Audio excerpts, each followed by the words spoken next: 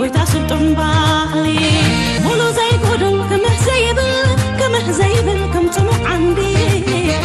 أبره وانقوطن معري زي كير من قدي صور كل قونة سفري فسس عقلي آيات اسفو مزعي إرتراوي بلب مرهاوي هزبي حدا لبي هاجر محلوق هاجر قنته أمر لزة مسكري حيال سمعاته إذا سلطن هزبي رازي ميزانه حالا لبي بلبي بريخ فلانه أحلفه زي هابي نزارم قدمه وسد زبالة برهات قدمه إريد قلوه موزي طافو كالقلبه حلقه نتصفو هزبي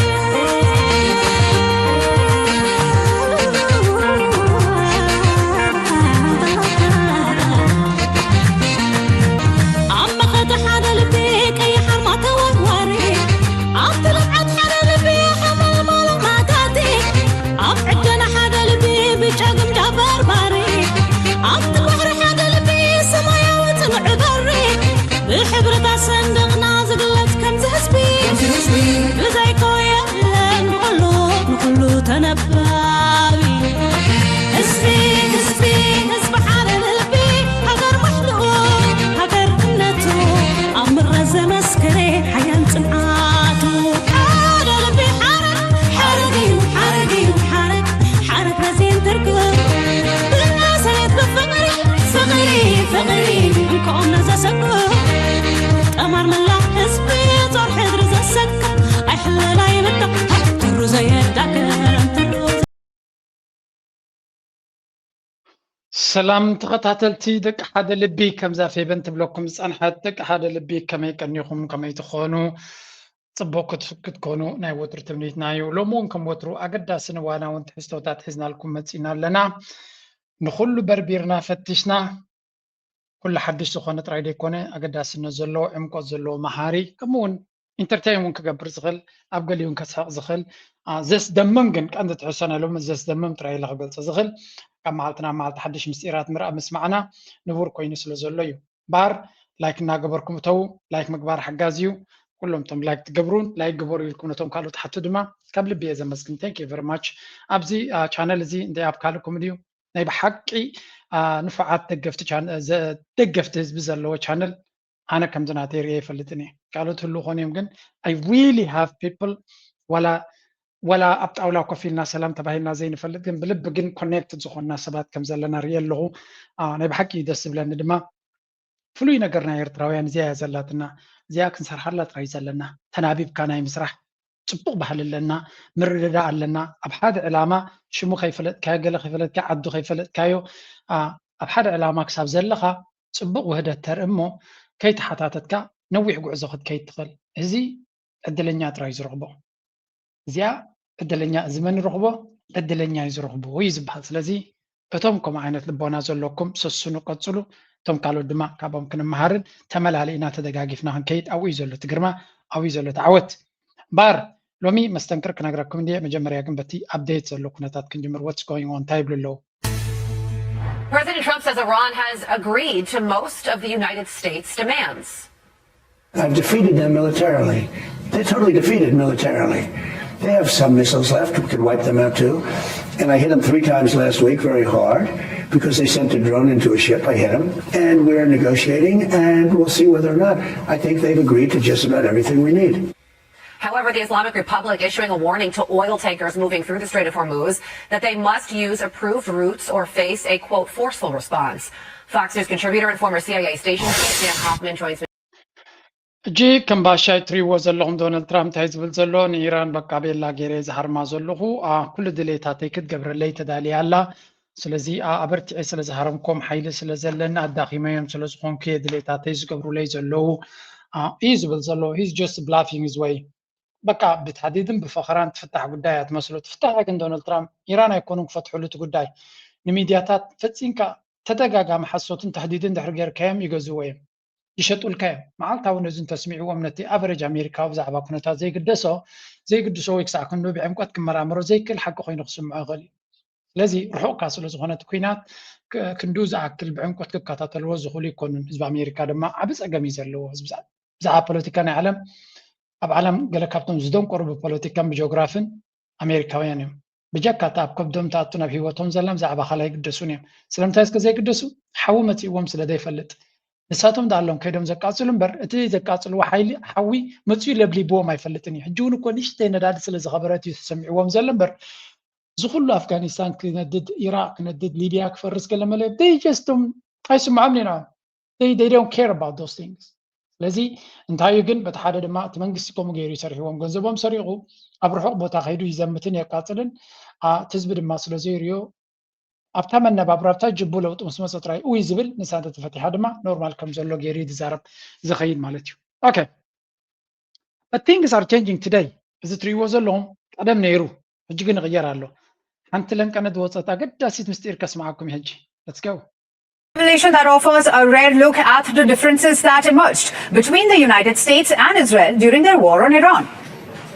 Now, according to a report citing current and former US officials, Washington believed Israel may have been considering targeting Iran's top negotiators. These assassinations were reportedly being planned even as the US and Iran were negotiating a ceasefire. The report highlights a fundamental difference in priorities between the US and Israel. While the US was focused on keeping diplomatic channels open, Israel remained focused on eliminating the Iranian leadership. According ቀደም ንጥርጥሮ ነርና እንዲና ብጥርጥራ ወንገለ ገሊኡ በፂሕና ነርና ኢና ወለቅ ኣብ ገለ ገሊኡ ኸ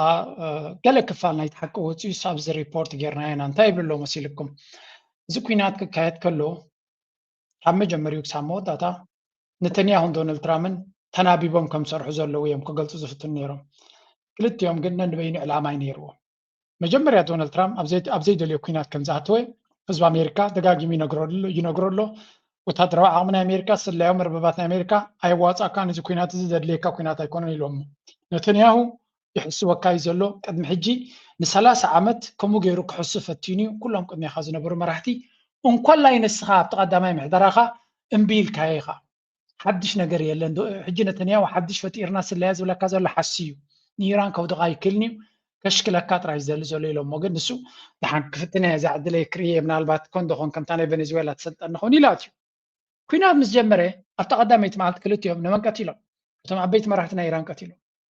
ካብኡ ንድሓር ኣሜሪካ ኩሉ ዕላማታት ናይ ወታደራዊ ገለመለ ጥራይ ክድብድብ ከላ እስራኤል ግን እንታይ ትድብድብ ነይራ ፈሊጥኩም ኣሎ መራሕቲ ናይ ኢራን ንኢራን ክመርሕዋ ይኽእሉ እዮም ድሕሪ ሰላም ምስ መፀ ነታ ኢራን ክመርሕዋ ይኽእሉ እዮም ዝበለቶ ሰብ ኣብኡ ኣብ ምድብዳብ ኣብ መቕታል ጥራይ ነይሩ ስራሕ ኢንፋክት ካብ ምሕር መቕታል ዝተበገሰ ነፍሲ ወከፍ ፖለቲከኛ ናይ ኣሜሪካ ናይ ኢራን ኣሜሪካ ደደልያ ክትዘራረቦም ዶናልድ ትራምፕ ካብ መበል 50 መዓልቲ ናይቲ ኩናት ዝርርብ ይደሊ ነይሩ እዩ ካብ መበል 50 መዓልቲ የድብለኩም ክሳብ 39 መዓልቲ ንዘራረብ ጥራይ ድብል ነይሩ ግን ምስ ሓደ ክዘራረብ ምስ ጀመረ እስራኤል ነቲ ቦቱ ምስ ረኸበት ተቐትሎ ነቲ ምስ ጀመረ እስራኤል ተቐትሎ ኣሜሪካ ዝበሃል ዝቐተልዎ መራሒ የለን ሓቂ ሕጂ ዝወፅእ ዘሎ ነፍሲ ወከፍ መራሒ ዝቐተል ዝነበረ እስራኤል ነተንያሁ ዝቐትሎ ነይሩ እቲ ዘሕዝን ክፋል ድማ እቲ ዕላማ ኢራን ኣሜሪካ ንኢራን ኣዳኺምና ናብ ጣብላ ከነምፃእ ንኽእል ኢና ዝብል ዕላማ እዩ ነይርዎ ዶናልድ ትራምፕ ከምኡ ዕላማ ነይርዎ ነተንያሁ ግን ንኢራን ሊብያ ክንገብራ ኢና ፋሕፋሕ ዝበለት ሃገር ክንገብራ ኢና ዝብል ዕላማ እዩ ነይርዎ ክልቲኦም ተተናኺሎም ዕላማታቶም በበይኑ ክነሱ ብሓደ ዝሰርሑን ብሓደ ዝፃወቱን ይመስሉ ነይሮም እዚ ጉዳይ እዚ ድማ ለንቀነ ብኒውዮርክ ታይምስ ካብቶም ነቲ ኩነታት ዝፈልጡ ሰሊኹ ወፂኡ ኣሎ ኣብ ፓኪስታን ኣብ ኢስላማባድ ኣብ ዝግበር ዝነበረ ዝርርብ ናይ ቀዳማይ ምቁራፅ ናይ ተኽሲ ንምግባር ክግበር ከሎ ነቶም ኣብኡ ዝተሳተፉ ልኡኻት ናይ ኢራን እስራኤል ንክትቀልዑ ክትቀትሎም ካብ ምብጋሶም ክሳብ ዝምለሱ 2-3 ግዜ ፈቲና እዩ ዝበሃል ዘሎ what kind of government is this ከመይ ዓይነት ማፍያ ረሳዕ ዝኾነ መንግስቲ ኣብ እስራኤል ዘሎ መዳርግቲ እኳ ዘይርከቦ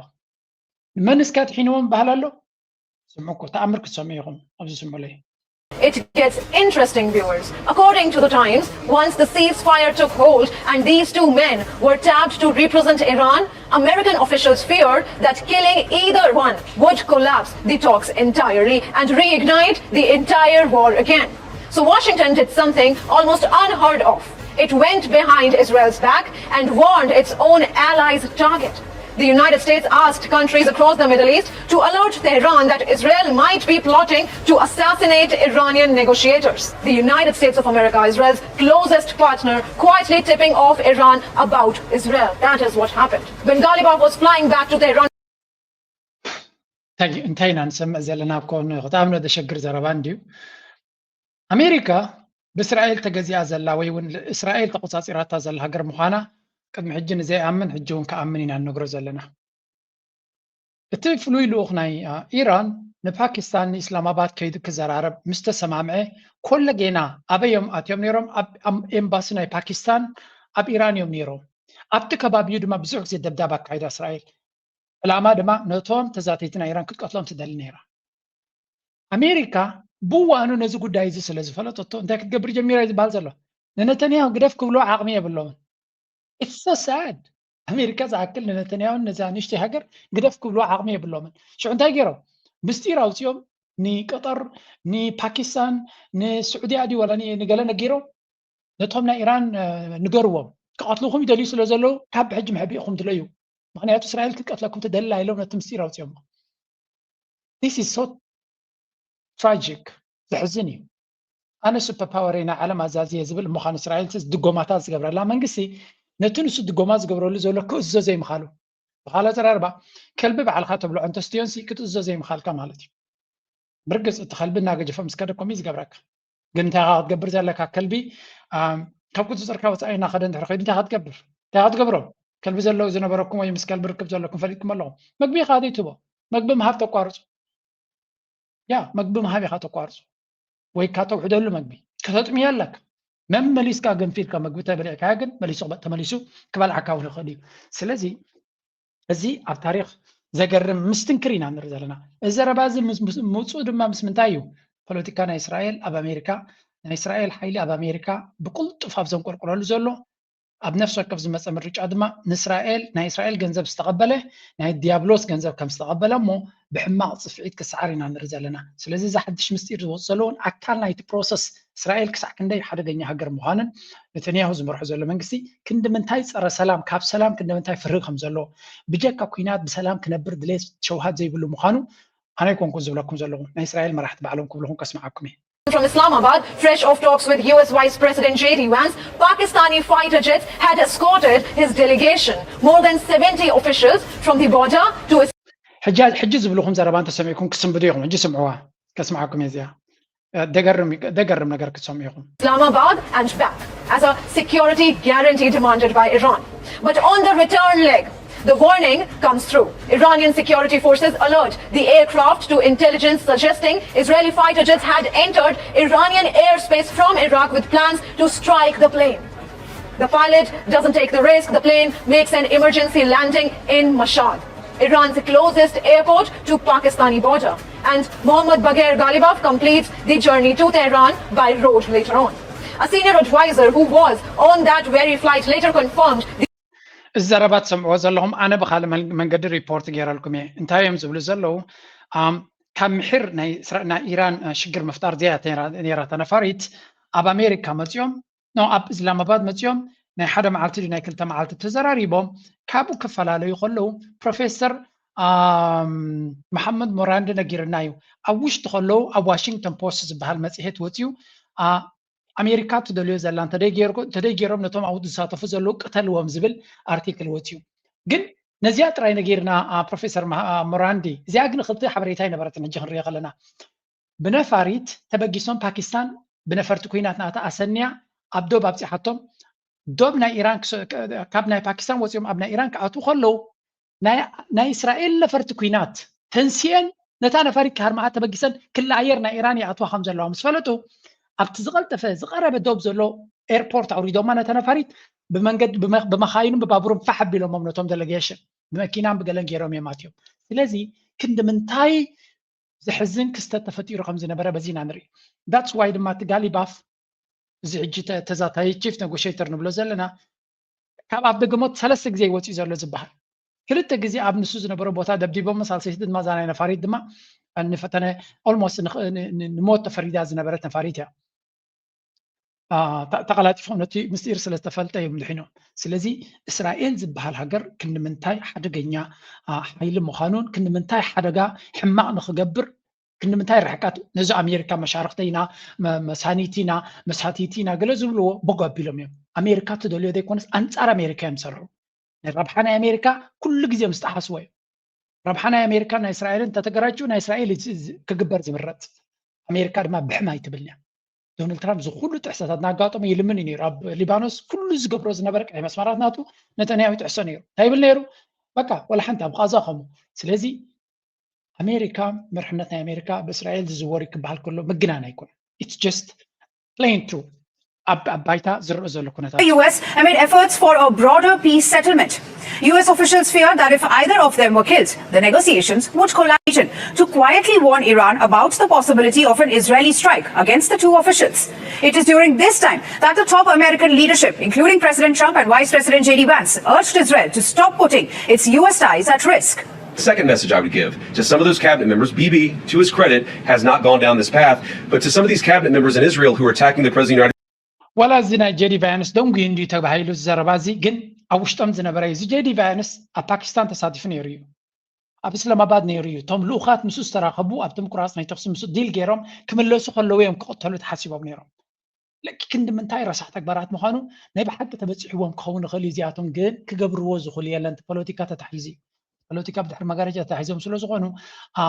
كل جزية مرحتنا أمريكا زحلف أسرع عم تبلو مس نتنياهو كراهب قلوا ኢሎም እዮም ዝዕገርግሩ ኢሎምካ ኣብ ኦፊስ የጉርዕዮም ኢሎምካ ምክንያቱ ትንተነያው ዝሓቶም ነገራት ፈፂሞም ክቕበልዎ ኣይክእሉን እዮም ግን ብገረሮም ሓኒቑ ይድሓቶም ካብ ቢል ክሊንተን ጀሚሩ ክሳብ ሎሚ ከምኡ ምስ ገበሮም እዮም ዝብሉ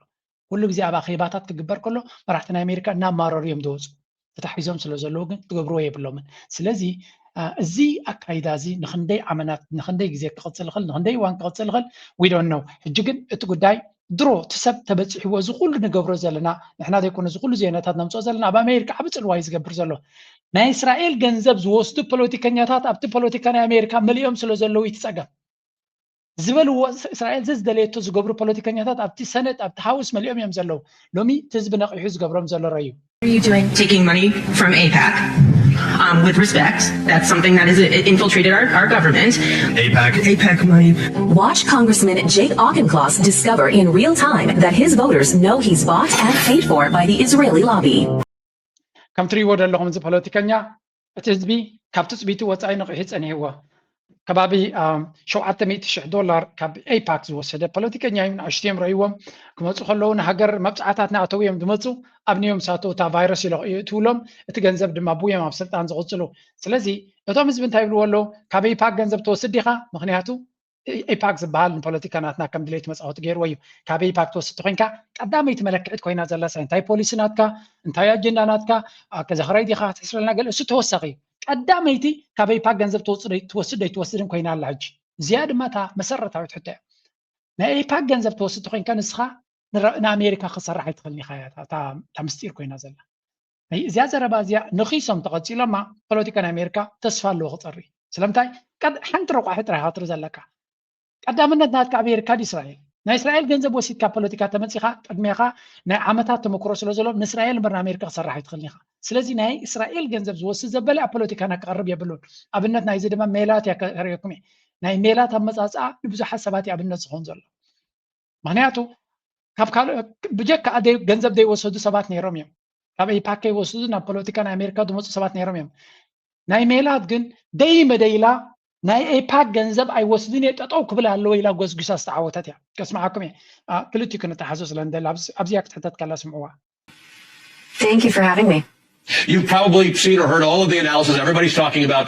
the race and what it means. So I want to ask you, how should Democrats, particularly Democrats in the House, be processing your win over their colleague on Tuesday? I think this election was a referendum on the party and their ability to actually listen to the issues that the voters care most about. The voters of this district heard the case that we made about why affordability is so out of reach right now, why corruption is on the rise right now, and the role that our party needs to be playing in making sure that we are leading by example, to make sure that we get money out of our politics so that we can finally get to the work of passing things like Medicare for All, universal child care, housing first, and putting an arms embargo on Israel. So كم تريوا ذلهم إذا سبزيا she's going to be ናይዚ ቻነል ፋቨሬት ክትከውን ምዃና ፖሊስናት ኣካል ኮይኑ ብመሰረቱ ኣጀማምራ ሓደ ዘገርም ነገር ኣለዎ ሓደ ንዓና ትመስል ጓልያ ንጓልና ያ ትመስል ንሓፍትና ያ ትመስል so she relates to us ወላ ትግራወይቲ ትኾን ምንትርሱ ድማ ጽምዶ ዝበሃል እውን መጽኢ ስለ ዘሎ perfectly okay ብዛዕባ ካቨር ክንገብር ፖለቲካዊ አጀንዳናታን አሜሪካ doesn't matter እንታይ ትብል ኣላ መሲልኩም ፖለቲከኛታት ናትና ኣብ ዘይተፈልጠ ብልሽውና ዝተኣለኹ እዮም ናተይ ምምራጽ ማለት እዩ ካብ ዓበይቲ ኮርፖሬሽን ዝመጽእ ገንዘብ ኣብ ፖለቲካ ከይኣተወ ህዝቢ ተወዲቡ መንእሰያት ተወዲቦም እንተጎስጒሶም ክዕወቱ ይኽእሉ እዮም እዚ ድማ ንህዝቢ ኣሜሪካ ንነፍስ ወከፍ ዓዲ ናይ ኣሜሪካ ረብሓ ክቃለሱ ዝኽእሉ ፖለቲከኛታት ብዙሕ ገንዘብ ናይ ኮርፖሬሽን ከይወሰዱ ክዕወቱን ነቲ ፖለቲካ ክቕይርዎን ይኽእሉ እዮም ህያው ኣብነት ድማ ናተይ ከም ሬፈረንደም ጌርኩም ወሰድዎ ሬፈረንደም ኩሉ ግዜ ዓቢ ፖሊሲ ንምቕያር ትጥቀመሉ ኣገባብ እዩ ስለዚ እዚ ናይ ሜላት ኣገባብ ኣመፃፃ ብዘይ ዓበይቲ ኮርፖሬሽንስ ደጊፎማ ገለ ዘይኮነ ወይ ገለ ህዝቢ ጎስጒሱ ስለዚ ዕወታ እዩ እቲ ዝዕወታ ድማ ናይ ሞራል ቼክ ዝበሃል ኣሎ ሕጂ ሞራል ናይ ሓደ ሰብ ኣብ ኣሜሪካ እንታይ ቼክ ትገብሮ እንድሕር ኢሎምካ ወላ ኣብ ኤርትራ እየ ዝብለኩም ኣብ ቐዛ ዝነበረ ኩናት ጀኖሳይድ ትቕበሎ ዳይትቕበሎ እንድሕር ኢልካ ኣይቅበሎን እንድሕር ኢልካ ብዛዕባ ቐዛ ኣይኮነን ትሕቶ 80,000 ወይ 60,000 ዝተቐተሉ ሰባት ብዘይ ዝኾነ ይኹን ምኽንያት ህፃናት ዝተቐተሉን ከለን ንዓታት ነቲ ዝቐተሎም ዝድግፍ ሰብ ተረኺብካ ሞራል ናቱ እታ ኮምፓስ ናይ ሞራል ኣበይ ከም ዘላ ፈሊጥካ ኣለኻ ክትፈርደሉ ወይ ክትኣስሮ ወይ ክትፀርፎ ማለት ኣይኮንካን ኤግዛክትሊ ነዚኣ ምስ ነገረካ ሒሳብካ ክትገብር ኣለካ ከምኡ እዮም ዝብሉ ዘሎ መንእሰያት ናይ ኣሜሪካ ድማ ሓደ ሰብ እስራኤል ዝገበረቶ ኩሉ ርእዩ ከሎ ነዚ ንእስራኤል ክድግፍ ዝፍትን እንድሕር ኮይኑ ኢሎም መጀመርያ ንጹር እዩ ንኣሜሪካ ዘይኮነ ንእስራኤል ኢሉ መፂእካ ከም ዘሎ ምክንያቱ ኣሜሪካዊ ኮይኑ ብዛዕባ እስራኤልን ቃዛን ፍሉይ ስምዒት ክህልዎ ይግባኦን እዩ ኖርማሊ ሰብ ተቐቲሎም ኣለው እቲ ኩናት ድማ ፍትሓዊ ኩናት ኣይኮነን ኣብ እስራኤል ዝነበሩ ናይ ዩኤን ትካላት ኩላቶም ጀኖሳይድ ኢሎሞ እዮም ስለዚ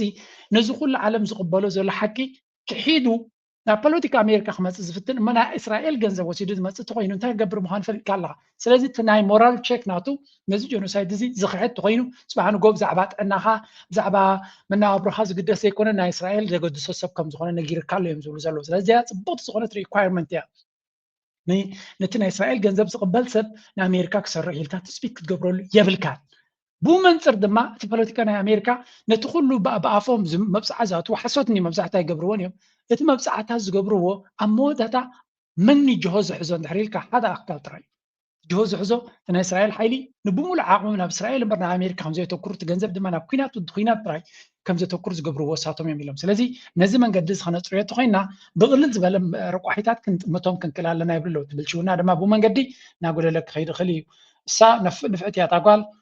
ዕድመ ይሃባ ቀሊል ኣይኮነን እቲ መድረክ ኣብ ቅድሚያ ዘሎ ንእስራኤል ደኣክል ሃገር ክትቻለንጅ ክትገብር ቀሊል ኣይኮነን ከም ናታ ኣብ መወዳእታ ዝበለታ ቃል ድማ ዝኩሉ ንብሎ ዘለና ንእስራኤል ኣፅዋር ንኸይትገዝእ ገዳ ክንገብረላ ኣለና ኢላ ኣርምስ ኤምባርጎ ንእስራኤል ክግበረላ ኣለዎ that's really ዓቢ ነገር እዩ እዚ እስራኤል ኣፅዋር ከይገዝእ ካብ ኣሜሪካ እንተተኣጊዱ ሰላም ክገብር ይኽእል እዩ ሰላም ክመፅእ ዝኽእል ይብሉ መብዛሕቶም እስራኤል ክትንብርካ ወይ እስራኤል ክትፈርስ ኣይበልናኩም ሰላም ኣብ ቀርኒ ኣፍሪካ ቀርኒ ማእከላይ ምብራቅ ክበፅሕ እንተኮይኑ ንእስራኤል ዕንደራ ናታ ጠጠው ከተብል ኣሜሪካ ፀቕጢ ክትገብረላ ኣለዋ ፀቕጢ እንተገይረትላ ግብፂ ዶ ሕጂ ክወርዎም ኮይኖም ቤና ሃይሎም ዓዶም ካቋፀር ይክእሉን ስዑድያ ክወርዎም ነው ጆርዳን ክወርዎም ዝኽእል ሓይሊ የለን ዓቕሚ የብሎም እቲ እንኮ ዘራጊቶ ዘሎ ነተንያሁ ንዑ ዝመስሉን እዮም ኣፅዋርተ ኣሜሪካ ሒዛቶም ድማ ጠጠው ክብሉ ይኽእሉ እዮም ኣብ ዓዶም በስመ ኣብ ኢሎም ኣብ ዓዶም ክነብሩ ይኽእሉ እዮም ሰላም ክመፅእ ይኽእል እዩ ስለዚ እዚ እሳ ትብሎ ዘላ ምስቲ ካልኦት ዝብልዎ ዘለዋ ተሓይስካ ክትሪኦ ከለካ ነገራት ይቀያየር ከም ዘሎ ኢኻ ትርኢ government. AIPAC money. Watch Congressman Jake Auchincloss. His voters know he's bought and paid for by the Israeli lobby. I wondered whether if you had not accepted AIPAC money, whether you'd change your feeling about speaking about Israel-Palestine. I think we as citizens and as politicians ቃላት ጠፊዋ ኮይና ምክንያቱ ገንዘብ ናይ እስራኤል ወይ ከናይ ኤፓክ ተወስድ ነርካ ዲኻ ንዑ ተወስድተ ነርካ ድማ ፍትሓዊ ዝኾነ ርእቶ ክህልወካ ይክእልኒ ምክንያቱ ጉቦ ወሲድካ ስለ ዘለኻ ናይ እስራኤል ደጋፊ ጥራይ ክትከውን ንዓለም ብፍትሒ ዓይኒ ክትሪኣ ይትኽእልኒ ከም ዝብሎ እስከ ንስማዓካ have to hold in our heads competing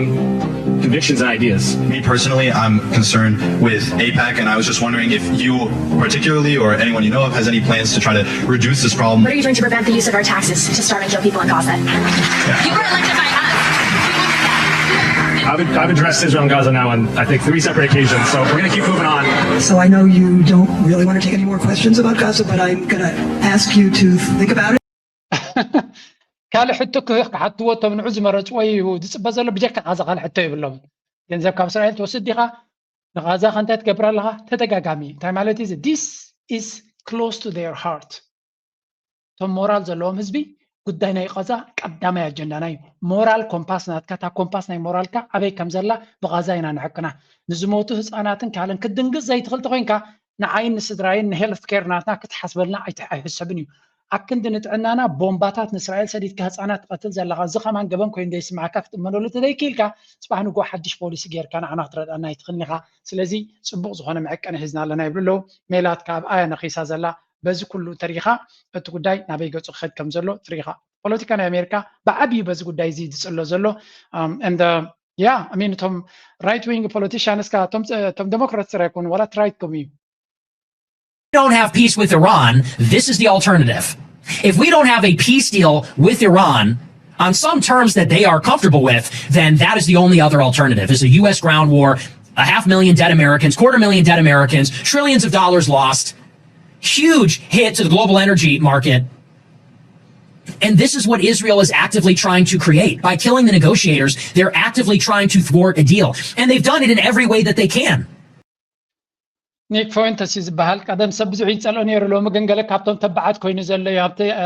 قطم انصار اسرائيل مالتي سلازي يمانن صقام تفلالي ما يتخلني خالومي يمانا يكنفن صقام يكنفن ناي بوليتيكا اب امريكا فللي يبلونا اسرائيل كلتهم حدا انصار اسرائيل تنسيهم زلو انتي زبل زلو سلام انت داي غيرنا زي ام او يو ودينا ناب سلام تداي كدنا اتاماراص كوينات كنتايو هذا 4 مليون امريكاوين ريسا خوينهم كبيران كملوسيوم مغنياتو ايران ابا حجريو اب حزبيو حيال سراويت الله اب عبدي زلو غبوتاتيو وغن تتفطير ببايتا ابايتا يوغ كبر زلو زب بنفاريد بميسايل دز بحال ነገር የለን ابايتا انت مصينايم دما ريسان ريسا كغبرنا تريليونات ገንዘብ كطفي لوط زبحال دما يلن اسرائيل دما كمزيا نخنكون يمزفونا زلو مراحتنا ايران بمقتال مراحتهم قتل بمدلاي كل تاكايداناتهم اب كينات كتونا ابو عزقت كتونا ابو غيرنا دما امريكا موصو زيبلو مفنطراتيا وينا بلتاو نا امريكا امباير بوغير خود قالت كولي مليون لو تملاليكا يخوين زلو كلهم زينا يمان كان في بوليتيكانيات يزمصار I just don't think that the American empire in the Middle East is going to last much longer. It is pretty much a dead man walking, especially if they are establishing a deconfliction line in the White House. That to me indicates we're elevating Iran. We're normalizing them, and then we're talking about reintegrating not only Russian but possibly Iranian sources of energy in the long run. That to me indicates that they're at an impasse because they can't bomb their way out of this situation, and they don't know. America Empire ካብ ሕጂ ንድሓር ኣብዚ ማእከላይ ምብራቅ ሓያል ኮይኑ ክቕፅል ዝብል ግምት የብለይን በንጻሩ ናይ ኣሜሪካ ዓቕሚ ካብ ማእከላይ ምብራቅ እናተዳኸመ እናልሐልዐ ኣብ መወዳእታ ድማ ሕጂ ዲ ወላ ፀኒሕና ቦርሳና ጠርኒፍና ክዳንና ኣኪብና ወይ ገዲፍና ያቡ ሸተት ኢልና ክንወፅእ ምዃንና ጥራይ ዝረአየኒ ኢሉ ካብ ሕጂ ንድሓር ተመሊስና ሱፐር ፓወር ኮይና ሓያል ኮይና ኣብዚ ቦታ እዚ ክንቅፅል ኢና ዝብል ገምጋም የብለይን ይብላ ኣሎ እዚ ሰብ እዚ ሓደ ካብቶም ኢራን ሰይጣን ኢለ ሙሉ ሂወተይ ዝኣምን ዝነበርኩ ዝብል ሓንቲ ቪድዮ ነይራት እንተረኺባ እያ ሙሉ ሂወተይ ኢራን ክጠፍያ ዝብል ዝነበርኩ ኢራን ፅሉላት ተባሂልና ሓንጎልና ብዋኑ ሕፅበተ ኣእምሮ ገይሮም ዘዕበዩና ሓደ ኣነ ካብኦም እየ ነይረ ሎሚ ክሪኦ ከለኹ ግን ለባም ኣብቲ ዞባ ኢራን እምበር ኣሜሪካ ከም ዘይኮነ እስራኤል ከም ዘይኮነ በርሂለይ እናበለ ዝእመነላ ቪድዮ ነይራት እንተረኺባ ይኽበኩም እንታይ ማለት እዩ እዞም ኒዮ ኮንሰርቫቲቭ ዝበሃሉ بمسرته ببروباغندا عويرهم زعبيو خينهم نتحقق نخفلتو امنا استشجروا امريكا تي ميديانا اسرائيل دما اصميمو نحقق نحسوت كم حق ريهم كم زعبي زغبرهم يابزري وكم من كله بعلو Tucker, many years ago, I was a neoconservative, and I just assumed the Iranians the regime was this crazy, they can't get nukes. They've proven in this war, they're actually the rational actor. They have not gone out and started terrorism attacks everywhere. They've not started popping off whatever nuclear materials they may have. They've been very, very limited in their attacks. Now, it hurts the Arab states and it hurts Israel, but it's always been tit for tat. It has never been this sort of crazy, remember that Saudis were not talking to the Iranians. እንታይ ብላ ኣላና ሙሉ ህይወተይ ከምዚ ታከካር ልሳን ሎሙ ኮይኑ ወዘሎ ሙሉ ህይወተይ ፅሉላት ኢራን ሓንጎል ዘይብሎም ብጀካ ቦምባ ምትኳስን ምቕታልን ካልእ መደብ ዘይብሎም ገይረ ዝወስዶም ነይረ እንተረኣኾም ኣብዚ ኩናት እዚ ግን ከም ኢራናውያን ለባማ ኢራናን ኩሉ እቲ ዝወርዶም ዝነበረ ሓደጋ ምጡን ዝኾነ ግብረ መልሲ እዮም ዝቡ ነይሮም ነዘን ሃገራት ዓረብ ኣይብላዓይ ስታይ ክገብርዎን ይኽእሉ ነይሮም እዮም በቲ ዘለዎም ኣብ ጥቆም እየን ዘለዋ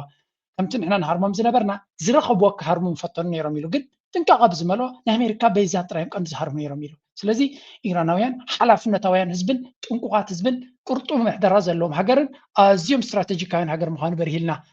እምበሺ እንደራ ዘለዎ ሕጊ ዘይፈልጥ እንስሳዊ ተግባራት ዝገብር እስራኤልን ጎኑ ጎኑ ድማ ኣሜሪካ ምዃኑ በሪሂልና ስለዚ እዚ ኩናት እዚ ካብቲ ዝግብኦ ንታሕቲ ሓደጋ ሒዙ ዝወፀ ኢራናውያን ስለተጠንቀቑ እምበር ኣሜሪካን እስራኤልን ስለተጠንቀቑ ይኮነ እናበለ ዝእመን ዘሎ እዚ ሓቂ እዚ ድማ ብየማንን ፀጋምን ትሰምዖ ዘለካ እዩ ሓደ ነገር ክነግረኩም እያ ናብ ታሪክ ምናልባት ኣዝና ሾክ ኮይና ክንሓልፎ ኢና ንታሪክ ንመፅሓፍቲ ናይ ታሪክ ክንገድፎ ኢና እዚ ጉዳይ እዚ because we are witnessing something that has never happened before ሕጂ ብዙሕ ግዜ ዘይራናዮ ቀስ እናበለ ዝመፁ ዘሎ እዩ መጀመርያ ሓንቲ ካልይቲ ግንባር ናይ ኩናት ክንርኢ ክልተ ኩናት ስለ ዝካየድ ዘሎ Emergency cruise in Kyiv just hours after a new salvo of Russian strikes hit the city. Officials are saying that at least 13 people were killed and that more than 85 others were injured. And the damage, it has been reported at more than 30 locations across Ukraine's capital city. ኩናት ናይ ዩክሬንን ናይ ራሽያን መጠነ ሰፊሕ ኩናት ተቐይሩ ከም ዘሎን ኣብ ዝሓለፈ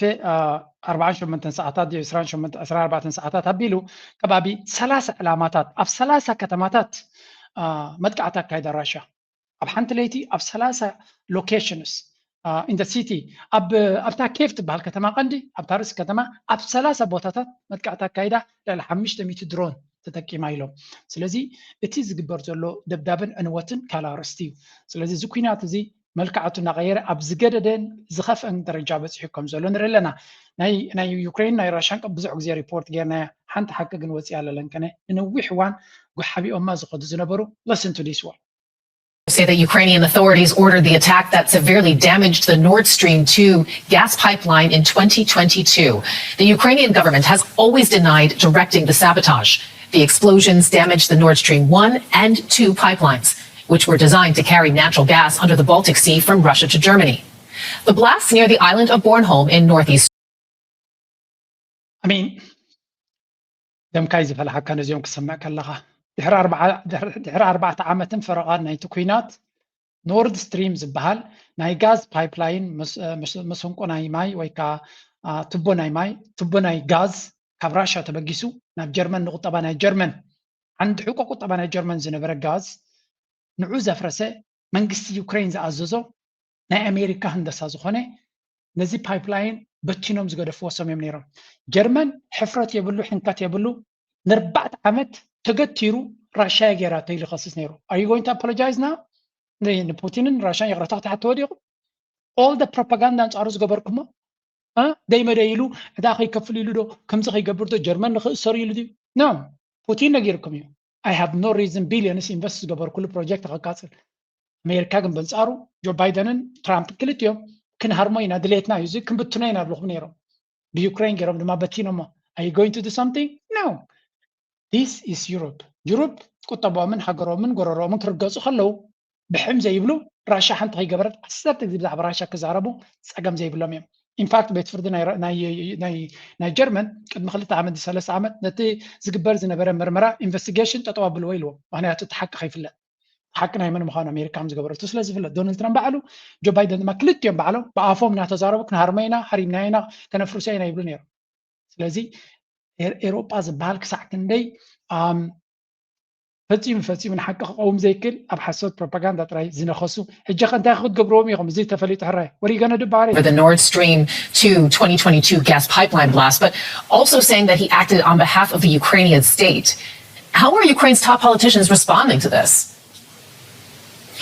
Well, so far we have seen a little response. There was a question to the Ukrainian President Zelensky, who was in Ireland just the day before, and he said he needs to look at the details. So he basically refused to comment. Previously, he said that the Ukrainian state had nothing to do with it. The thing is, this day, the Ukrainian capital Kyiv has seen one of the most severe.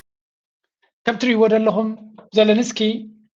دحان كنرينا من البات حقنا كله غلي قد مجي احنا يوعلنا ان الراشا تشك بروا بحال دنا بريو جرمناويان فليت املو كغرمكم تمنكس جرمن 100 لعلميت كباب 100 بليون جنزب حق زلو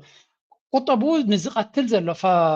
تزخافه جبنا بلعلتي اندستري ناي جرمن نستفصمه جبن نتي جبن اኛ نتهاجرن كنزخاسسن ابيت زغربن نتي ناتو تبون زقاتله اتزبس حق جنزب ناتو اب هاجرو انفست هيجبر ناب يوكرين يسديدو كم جرمن بقمت قال تسرح منقستي ابي اوروبا اب عالمون ترى يفلتني لك كم زعب يرترا نحد خازب رسال كازلو ناي وصاي منقستي نسخه مليس كدغما جنزب تقبرلو This is what's happening. حنت كتراي كزارب يدحريك حلفه እዚ ፓይፕላይን ትሪዎ ዘለኹም ነዛ ፓይፕላይን እዚኣ ነዛ ኖርድ ስትሪም ፓይፕላይን ተደይ ሃርሞኒ ሮም ዩክሬን ነዚ መስመር እዚ ተደይ ሃርሞኒ ሮም ለኩም ኣለኹ እቲ ካልእ ኩሉ ተደይ ሕግዝዋን ራሻ ንዩክሬን የዋፅኣ ነይሩ ንጀርመን ምክንያቱ እዚ ፓይፕላይን ዝጋዝ ክሳብ ዝመፀ ቁጠባናቶም ኣይምተሃስየን ቁጠባናቶም ኣብ ዝገደደ ሽግር ንኣትዎ ከሎ ነቲ ዝርከቡ ገንዘብ ንቁጠባኦም ካልእ መንገዲ ካብ ዘናድይሉ ድማ ናብ ውግእ ይሰድዎ ኣለዉ ካብ ዝንላዕሊ ክሳራ ክሉ ይክልኒ ዝበሃል ግን ዝኾነ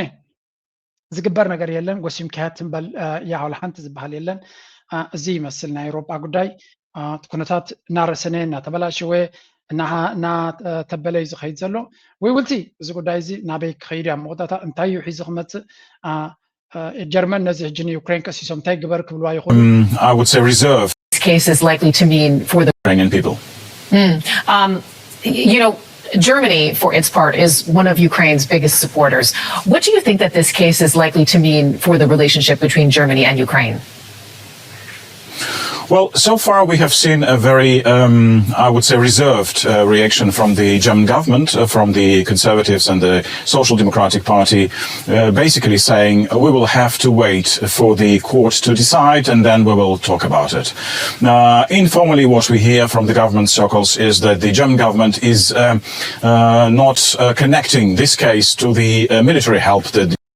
بحفش كم تريو زلهم جرمن هجي أبزيرو تبغيسو قال لو تخمس دو مجلس جرمن تايب لا لندهرلون ولا هنتقبل لا يكونن just تيفلت أوصل زغون يكونن سافر جيس أنا هم زغول جنزبن بليونات نبي يوكرين سد زلوا they know already but تكوينات زيادة يربحنا يسلو زبلو أب تكوينات زيادة invest قبرو وسينا مالو and yeah they for them is like they wanna have this war forever كوينات كدليوميو كوينات كقدسوميو بكوينات يوم اني بوتين كدت زركا بحبتنا راشا كوزدي فتنيرم اي سرحن ويل تاي بحال كوينو قسم كايا سق مباليا زي حركاتي اب تاريخ زغرم كنتات نريو زلنايو نغطل لنكنا كال اكداس دراما كن ريكمينا اب زيك تقرميهم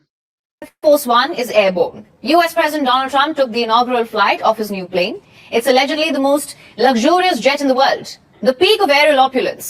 Fit for a king, which makes sense because Trump got it from a royal family. It was a gift from Qatar. The plane was worth $400 million.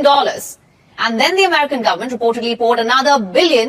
into this to make it secure enough to carry the president. Our next report takes a look inside Trump's new palace in the sky.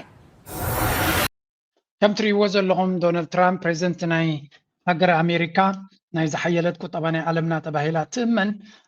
بمنتاي يقعز لنكنه أفليت نفاريتا تيلو ناي من نفاريت ترف ناي نقوس قطر ترف ناتي بو دونالد ترامب حفرني كزارب كل سماهم ترف نايتو نايتي نقوس ناي قطر زنبرت نسو كاله سلاز غيره نتا ترف ناتو ريزيرف ناتو دونالد ترامب يبو لمينو ويخا سمعوا زيادة أنا فاريت زيا لاجري ورك بلش فتو دونالد ترامب بلش زلو كم هي به بو قطر أمير ناي قطر والتيو دونالد ترامب سمعوا غزال I'm excited about the first flight. It's something nobody's ever seen anything like it. That was US President Donald Trump just before he boarded the new Air Force One.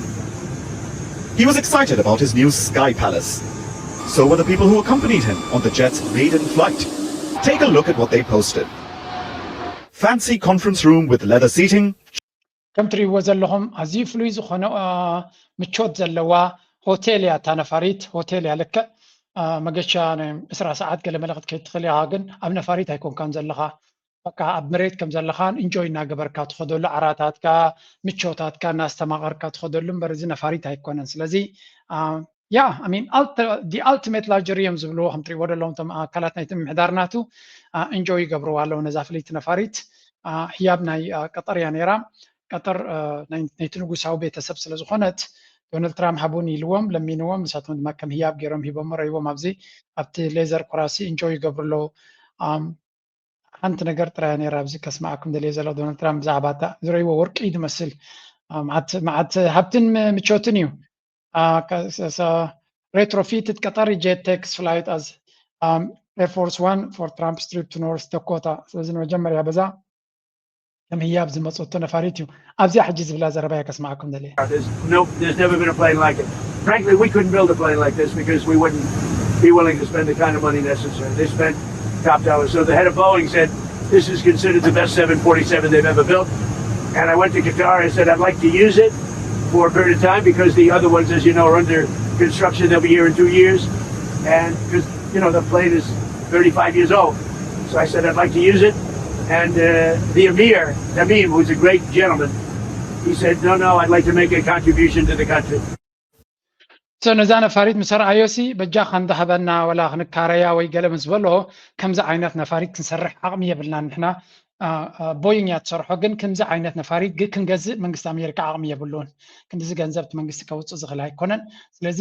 ወላ እኳ እዚኣ ተረፍናቱ ተኾነት ንመንግስቲ ኣሜሪካ ግን ንሓዋሩ ነቶም ቦይንግ ምስ ሓተትኩም ከምዚኣ ክንሰርሕ ከምዚኣ መንግስቲ ኣሜሪካ ክገዛ ኣይክእልን ኢሎሞ ስለዚ ነዚያ ፀጋጊና እንተወሰድና ከመይ ይብለና እታ ናይ ቀደም ፕሬዚደንት ዝጥቀመላ ዝነበረት ነፋሪት 35 ዓመት ዝገበረት ስለዝኾነት ፅገና ከድልያ ይገለ ተባሂላ እዚኣ ድማ ቀጠር ምስ ነገሮ በቀዳ ሓንቲ ሽግር ካርየ የለኹ ህያብ ክንበኩም ኢና ነቲ መንግስቲ ኣሜሪካ ኢልዎም ነዚያ ተኣክል ህያብ ንዝሃቦ ግን እስራኤል ክጭፍጭፎ ከላ ክድግፎ ይከኣለን እጂ ድማ ኢራን ከባቢ ንሚትን እስራን መዓልቲ ነዳዲ ጋዝ ናቱ ከምዘይ ሸጥ ጌራቶ ከላኻ እውን ከትሕኖ ይከኣለ ስለዚ እንዳ ዶናልድ ትራምፕ ጌርካሎም ኣይጌርካሎም ሂብካዮም ኣይሂብካዮ ብዙሕ ለውጢ ዘምፃልካ ኣይኮነን ምክንያቱ ኣንፃር ረብሑ ዝኸይድ ሰቡን እዩ እስራኤል ዳ እምበር ንካልኦት ሃገራት ዘርቡ እስራኤል ነፋሪት ኣይሃበቶን ኩስትመውን ኣይሃበቶን ስለዚ ከም ትሪእዎ ዘለኹም ያ ኣብቲ ምርጭኡ እቶም ገንዘብ ከፊሎም ድዮም ቀጠር ግን ዕፅፊ ናይቲ እስራኤል ዘጥፋእትሉ ገንዘብ ህያብ ንኣሜሪካ ይቦም ኣለዉ እዚኣቶም ነዚ ክምረፅ እዮም ገይሮም እስራኤል ቀጠር ግን ንመንግስቲ ኣሜሪካ ይሓግዛ ዘላን ህዝቢ ኣሜሪካ ዝነፋሪት ናይ ህዝቢ ኣሜሪካ እዩ ሓፈሻ ከም ትሪእዎ ዘለኹም ገንዘብ ኣብ ኣሜሪካ ንፕሬዚደንት ናይ ኣሜሪካ ነፋሪት ክትገዛሉ ዝገብረካ if you are rich ኣሜሪካ ናትካ እያ ንኻ እንድሕሪ ኮይንካ ኣሜሪካ ቦታኻ ፍሉጥ ግዳም ሓደር እዩ ክሳብ ትመውት ንድኻ ዝኾን ቦታ ዓዲ ይኮነን ስለዚ ሃብቲ እንተለካ ኣሜሪካ ዌልካም ካብ ዝኾነ ኩርናዕ ናይ ዓለም ምፃእ ዌልካም ዋይት ሃውስ ንዓኻ ድኻ እንድሕሪ ኮይንካ ግን ፈርጌት እቲ ቦታ እጂ ናብ ቀርና ኣፍሪካ ዘሎ ፖለቲካ ድማ ንሰግር ኢና ፕሊዝ ላይክ ምግባር ኣይትረስዑ let's go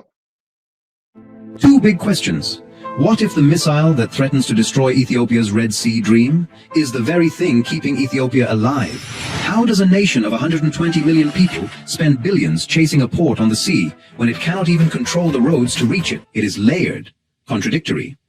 and frankly, a little uncomfortable for those who prefer clean narratives. Because what is happening to Ethiopia right now is one of those rare geopolitical moments where almost everything is true at once. The country is broken, and it is building, it is encircled, and it is shielded, it is broke, and it is dreaming of a navy. መቸም ናይ ኢትዮጵያ ናይ ዝብልፅግና ዝበሃል ሃገር ፀገም ኣብተገ ባሕሪ ስለ ዘይብሉ ናይ ህላዊ ሕቶ ኣጋጢምንሎ ኢሉ ክዛረብ እዩ ዝፍትን ግን ሽግርናቱ ካብቲ ናይ ወደብ ዘሎ ፀገም ኣዝዩ ዝበዝሐ ፀገም ከም ዝኾነን ዝገጀፈ ፀገምን ዝጎልሐ ፀገም ምዃኑን እዩ ዝንገር ዘሎ ሎሚ ክልተ ሰለስተ ነገራት ክንርኢና መጀመርያ እቲ ናይ ብልፅግና ድራማታት ናይቲ ኣብደገ ባሕሪ ዝገብሮ ዘሎ በቲ ሓደ ክንሪኦ ኢና ኪንኡ ዝኸደ ግን ካብቲ ናይ ብልፅግና ንላዕሊ ተራ ናይ ጅቡቲ ትበሃል ሃገር ትፃወቶ ዘላ ዓለም ኣብ ጅቡቲ ዝገብርዎ ዘለዋ ጠማምታት ክንርኢ ክንፍትን ኢና ኣሜሪካ ድማ ከመይ ዝበለ ዝተሓዋወሰ ተራ ኣብ ቀርኒ ኣፍሪካ ትፃወት ከም ዘላ ክንርኢ ክንፍትን ኢና እዚ ኩሉ ድማ ኣዝዩ ኣገዳሲ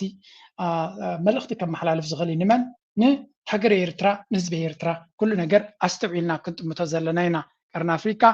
ቆላሕታ ናይ ዓለም ስሒብሎ ክንብል ከለና ካብ ዜሮ ዝተበገሰ ይኮነን this is going to be very crucial very important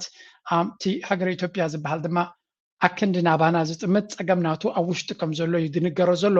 የግዳስ ኣብ ፀገሙ ከተኩር ዝኽእል ልቦና ዝተዓደሎ ሃገር ኣይኮነን ዘሎ ንሽተይ መንስ ማያ ድሕሪኡ ናብ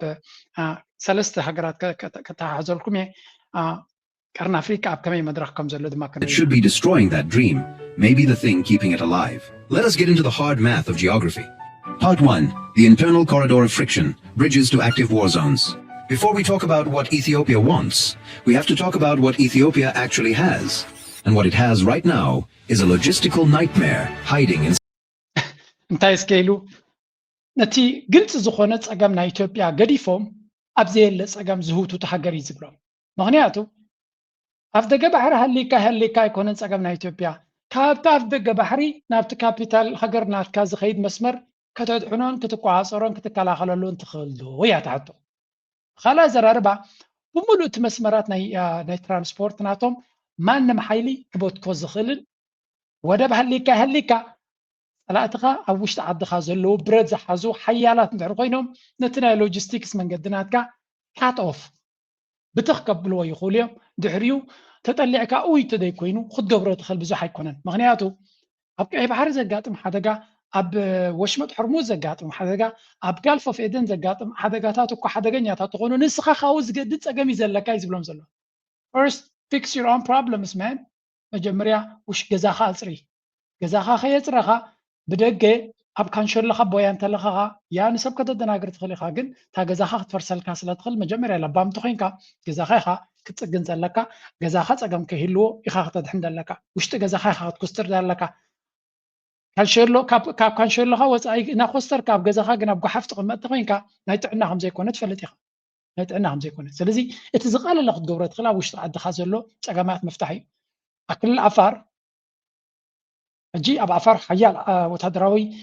ዓቕሚ ምስ ኤርትራ ምትሕሓዝ ዘለዎ ሓያል ወታደራዊ ዓቕሚ ቆይሙ ኣሎ እዚ ወታደራዊ ዓቕሚ እዚ ናይ ሻዕብያ ብልሕን ናይ ሻዕብያ ወታደራዊ ዓቕሚ ናብ ግምት እቲኻ ንሓንቲ ነገር እዩ ዝስልጥን ዘሎ ደፊእካ ኣዲስ ኣበባ ክትከይድ ኣይኮነን I'm pretty sure ናይ እዚኣ ኣይኮነን ሻዕብያ ናማን ክሓስበ ይኽእል ሓያል ዝኾነ ወታደራዊ ዓቕሚ ገይሩ ዝኾነ ነገር ተተተኪሳ ትኽኢሉ ነዛ መስመር ጅቡቲ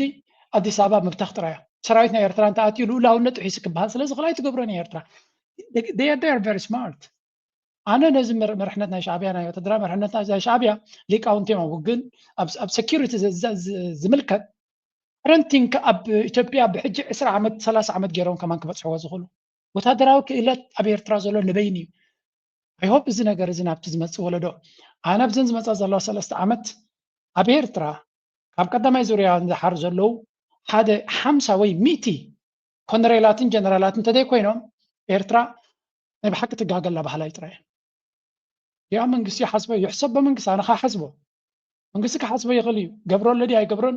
ንዑ ይምልከት ኣነ ግን ከም ዜጋ I want to see that ቀዳማይ ዙርያ 94 እዮም ወፅኦም ኩሉ ዓይነት መስገደል ድማርዮም ኣለዉ ኣብ ውትድርና ዘሎ ካልኣይ ዙርያ ሳልሳይ ዙርያ ኩሎም እዚኣቶም ሰለስተ ወራራት ናይ ወያነ ወይ ናይቲ ክተሽ ዝነበረ ኩናት ኣምኪኖም ድሕሪኡ እዚ ኩሉ መኸተ ኩሉ ዓይነት ኩናትን ሽግር ሰጊሮም ኣለዉ ኣይኮነን ንሳቶም በዓል ባጫ ደበለ በዓል መን ይኻትብሎ እዚ ታትምሮ ሽሙ ካጠፋኣኒ እዩ ጁላዲ ወላ ጁላያ በዓል ጁላ ከማን ፊልድ ማርሻል ተባሂሎም ኣለዉ ሓፍሩን እዮም ከዓ ንጎም ሸት መፅኦም ይዛረቡ ኣለዉ ኣብ ኤርትራ ዘሎ ግዳ ኣብ በረኻታት ኮፍ ኢሉ ንውግን ንሓፂንን እናንበበ ዝነብር ዘሎ ኮነሬል ኣይኮነ ካሊእ ይግብኦም እዩ ትሽመት ንሞስትቦም ዲኻይትቦም ካላርስቲ ግን መዓርግ ክወሃቦም ኣነ I will call ሰራዊት ናይ ኤርትራ ልዕሊ ማንም ሽመት ዝግብኦ ሊቅነት ናይ ኩናት ዝፈልጥ ንኩናት ድማ ምስ ሓፂን ገጢሙ ክስዕር ዝኽኣለ እዩ ታሪክ ድማ ህያው ዝኾነ ምስክር ዘለዎ እዩ ስለዚ ነዚኣቶም give them the power give them the title I mean ኣይ ንኣታቶም ዝብቃቕ ነገር ኩሉ የብሉ ባህላ ያነ I'm sorry ማለት ገሊኹም ኦፈንድ እንዲ ዝገብረኩም ከምዚ ይቆጣዓኩም ይሕርር በለቶም ከም ትብሉ ነዚ ኣነ ዝብሎ ዘለኹ ዘይትፈትዎ I don't care እዚኦም ሰባት እዚኣቶም ንስኻ ብኤሮፓ 10 ዓመት 15 ዓመት ክትቅመጥ ከለኻ ሳቶም ግንባር ኮፍ ኢሎም ኣለዉ ነቲ ሰራዊት ድማ ነቲ ሃገር ድማ ኣለኹ ክብሉ ኣለዎም ሽመት ተሃብካዮም ይውሕዶም እምበር ኣይበዝሖም እዩ ደሞዝ ገንዘብ የብልና ሽመት ግን ናይ ሽመት ገዳ ኣይኮነን ዘለና ሽመት ክትቦም ትኽእል ኢኻ እቲ ገንዘብካ ምስ ተረኽበ ትቦ ምስ ተረኽበ ናይ ዝሓለፈ ደሞዞም ክኽፈሉ ምዃኖም ክትፈልጡ ኣለኩም ያ ኣነ ግምት ኣለኒ መንግስቲ እንተሓሊፍሉ ድሕሪት ተመሊሱ ደሞዝ ክኸፍል ከም ዝኾነ because they deserve it ከምዚ ሕጂ ሰብ ክፈትወኒ ዝብል ዘለኹ ኣይኮን ኖ ኢንፋክት ከምዚ ክንብል ከለና ብዓል ፀላእት እዮም ዘጋጥሙና ነቲ ኣብ ኤርትራ ዘሎ ነገር ሲ ንዓና ዘይምልከተና ገይሮም ትወስድዎ ብዙሓት እንዲኦም ንጎም ሸትን ብሃገርና ከም ንግደስ ንሕና ንፈልጥ ኢና ምንታይ ኣብቲ መንግስቲ የለና ወይ ናይ መንግስቲ ኣካይዳ ይንፈልጥና ግን ከም ዜጋታት ድማ ንሃገርና ጽቡቕ ዝኾነ ክንሓስብ ይግባአና ግዴታና እውን እዩ ግዴታና we have to stand for them ክንሕግዞም ኣለና ነቲ መንግስቲ ድማ ክንደፍ ኣለና ምናልባት ሂቦም ተሎ ብምስጢር ተኮይና ግዶ ጸላእትና ዞም ጀነራላት በዓል ፊሊጶስ ገለመለም እስከዱ እኮ በይና ክተርፈና ሃገር ይብሎ ጸላኢኻ ድማ ዚያክ ነገረኩም ዘለኩም ነቶም መንእሰያት ኣብ ደገ ዘሎም መንግስቲ ኤርትራ ይኮነ ጸላኢኻ ድማ ናትካ ሓይሊ ክፈልጦ የብሉን ግን ኣንፈት ናይ ሓይልኻ እንተደይፈሊጡ ክፍትን ይኽእል እዩ ዚያክ ነገረኩም ጽቡቕ ጌረ ክነገረኩም ዘለኩም ጸላኢኻ ጠቕላላ ሓይሊ ከም ዘይብልካ ተገሚቱ ወላ ሓይሊ እናሃለወካ ክፍትን ይኽእል እዩ ተፈቲኑኸ ክስዕሮ ትኽእል ኢኻ ግን ከም ጻልካ ዝኽእል ክሳራ ድማ ኣብ ግምት ክትእትወለካ ስለዚ ሓደ ግዜ በዓል ቻይና ኣብቲ ናይ ዓመታዊ ዘርእይዎ ክንዲገላ ኣፅዋር ኣብ ፅርግያ ከውፅኡ ከለዉ ክፍክር ኢሎም ኣይኮኑን they're sending a message America listen ዓቕመለና እዩ so miscalculation ጌርኩም ተጋጊኹም ከም ቀደም ዘለና መሲልኩም ኣብ ኩናት ከይትመፁና ካብ ሕጂ ንሪእየኩም ኣለና ራሽያ ዓመታዊ ሓያል ኣፅዋራት ኣብ ፅርግያ ዘርኢ እንታይ እዩ don't make a miscalculation ጌጋ calculation ጌርካ ይትምፅኣኒ ፅባሕ ንጎ ክስዕረካ ወላ ይኽእል ኸውን ግን ትክሳራ ይደልየኒ ንምባል ስለዚ ሓደ ግዜ ዓቕምኻ ክተርለካ ድሮ ለንቀነ ጥራይ ክነግረኩም እየ መንግስቲ ኤርትራ ክልተ ኣገደስቲ ስጉምትታት ገይሩ ኣሎ ዳርጋ ምክትል ፕሬዚደንት ናይ ኤርትራ ክኸውን ዝኽእል ማዕርግ ሂብሎ ሸይምሎ ኢትዮጵያን ከመይ ዓብዱላ ኣሎ ከሪአኩም ኣብ ካልእ ግዜ ብዙሕ ግዜ እዮም ብዛዕባ ዝዛረቡ ዘለዉ ከምኡ ናይ ሚኒስትር ትምህርቲ ክልተ ሰለስተ ቦታታት ተኪኡ ስለ ዘሎ ተረዲዎም ኣሎ እዚ ኩሉ ተዛረብናዮ ድሮ መንግስቲ ኤርትራ ክትክእ ጀሚሩ ኣሎ ፅቡቅ ክቕረፅ ኣለዎም ከምኡ ኢና ድማ ንደሊ ብብዝሒ ንደሊ ሕጂ ንመለስ ናብቶም ጂኦፖለቲካ ናይ ዞባና ከመይ ሊቀያየር ከም ዘሎ ክንርኢ ክንፍትን ኢና ብሓፈሻ ግን ኣብዚ ባዕሎም ከም ዝብሉና ዘለዉ ንኢትዮጵያ ትዛዕብየ ፀገምናታ ኣብ ደገ ባሕሪ ስለ ዘይብልኩም ኣይኮነን እዩ ዝብሎም ዘሎ ዝክኢላ እንታይ ዳ ኣብ ውሽጢ ዓዲ ዘሎ ሎጂስቲክስ ከተድሕንዎ ስለ ዘይትኽእሉ ባሕሪ ሃሊኩም ኣይሃሊኩም your problem is inside it's not outside ሁቲ ወይ እውን ኢራን ወይ እውን ገለ እናበልኩም ድራማ ትገብርዎ ዘለኹም ሲኮን እንደዋፃኩም ንስኻትኩም ኣብ ዶብ ናይ ሃገርኩም ምስ መፀቲ መስመራት ክትቋፀርዎ ትኽእሉ ዶ ሸነይ ኣሎ ፋኖ ኣሎ ህወሓት ኣሎ ካልኦት ሓይልታት ኣሎ ኣብ ዝኾነ ቦታ ድማ ክቆርፅኹም ይኽእሉ እዮም ነዚ ዝቆርፅኹም ዘለዉ ከተድሕንዎ ዘይትኽእሉ እንድሕር ኮይንኩም you don't have anything ይዝብሎም ዘሎ ወላ ሓንቲ የብልኩም ስለዚ ካብ ብሕጂ ኣብ ነፍስኹም ኣተኩሩ ይብሎም ኣለዉ ሓደ በሉለይ ክንቅፅል ኢና ካብኡ ቀፂልና ናብዚያ ናይ ጅቡቲ ከስክረኩም እየ Fewer people than many big cities. It has no giant economy, no massive oil reserves, and no huge army. But it has one thing that many larger countries would love to have: location. Djibouti sits beside the Bab el-Mandeb Strait, a narrow gate between the Red Sea and the Gulf of Aden. On one side, you have the Indian Ocean. On the other side, you have the Suez Canal route, which connects Asia, Europe, the Middle East, and Africa. Every year, thousands of ships pass through this corridor, carrying oil, gas, food, cars, electronics, raw materials, and containers filled with goods that end up in stores around the world. So when this route slows down, the world feels it. We saw this clearly during the recent crisis in the Strait of Hormuz. Now you know how much the Djibouti location matters. So when people talk about Djibouti, they are not really talking about its land area because it covers only about 23,000. ብዛዕባ ጅቡቲ ትበሃል ሃገር ብዙሕ ዝዝረብ እዩ ዘሎ ብፍላይ ኣቲናያ ዘለና መድረኽ ንሃገር ከም ጅቡቲ ዝኣመሰለ ዲስፕሮፖርሽናል ፓወር እዩ ዝህቦም ዘሎ ካብቲ ዓቕሞም ካብቲ ኩነታቶም ብዝተዓፃፀፈ ሓይሊ እዩ ዝህቦም ዘሎ እዩ ዝበሃል ጅቡቲ ኢሎም ክዛረቡ ከለዉ ጀስት እታ ዶብ ናትና ረእይዎ ኣብ ላዕሊ እታ ንጅቡቲ ስፔሻል ተብላ እታ ብየመን ውሽጢ ኣትያ ዘላ ትሪእዋ ኣለዎም እታ ዝፀበበት ክፋል ናይ ባብኤል መንደብ ምስ ንጅቡቲ ጥራይ ዝዛረቡ ድማ የመን ኣብ ፅቡቅ ኩነታት ስለ ዘየላ እምበር ካብ ጅቡቲ ንላዕሊ የመን እዩ እቲ ዝበለፀ ናይ ኮንትሮል ፓወር ዘሎ ኤኒዌይ ኤርትራ ኢኩሊ ካብኡ ብዘይፍለ ዓብይ ስትራቴጂካዊ ኣገዳስነት ኣለዋ every time they talk about ባቤል መንደብ ኤርትራ is on the spotlight ኤርትራ ተደላይነት ናታ ኣገዳስነት ናታ ላዕሊ እዩ ዝመፅእ ዘሎ በዚ መልክዕ እዚ ድማ እዮም ኩሎም ዞም ሃገራት ብየማን ትሪእዎም ዘለዎም ጀርመን በሎ ጃፓን በሎ ፈረንሳ በሎ ኣሜሪካ በሎ ቻይና በሎ ብምሎም ኣብዚ ዘሎ ብፍላይ ቻይና ኣብ ታሪኻ ጌራቶ ዘይትፈልጥ ዓብይ ወታደራዊ ቤዝ ሎጂስቲካዊ ቤዝ እዮም ዝብልዎ ግን ወታደራዊ ቤዝ ተቐይሩ ዘሎ ኣብዚ ቦታ ዝኣህኒፆም ኣለዉ እቲ ጅቡቲ ዝበሃል ነዚ ዘለዎ ዓቕሚ ናብ ካልእ ክቦ ድሌት የብሉን ወላ እውን እቲ ኤርትራ ካብኡ ንላዕሊ ዓቕሚ ዘለዎ ወታደራዊ ዓቕሚ ዘለዎ ከምኡ ድማ መጠነ ሰፊሕ ባሕሪ ዝውንን ሃገር ንላዕሊ ክኸይድ ኣይደልን እዩ they are trying to do everything in their power ንኣሜሪካ ሒዝካ ንቻይና ሒዝካ ንፈረንሳ ሒዝካ ንኩላቶም ንኣጋራጭኻ ካልእ ሓይሊ ኣብቲ ቦታ ክመፅእ ወይ እውን ካልእ ነዚ ናቶም ረብሓ ክምንጥን ዝኽእል ሓይሊ ከይፍጠር ብዙሕ እዮም ዝፅዕሩ ነቶም ካልኦት ሓይልታት ድማ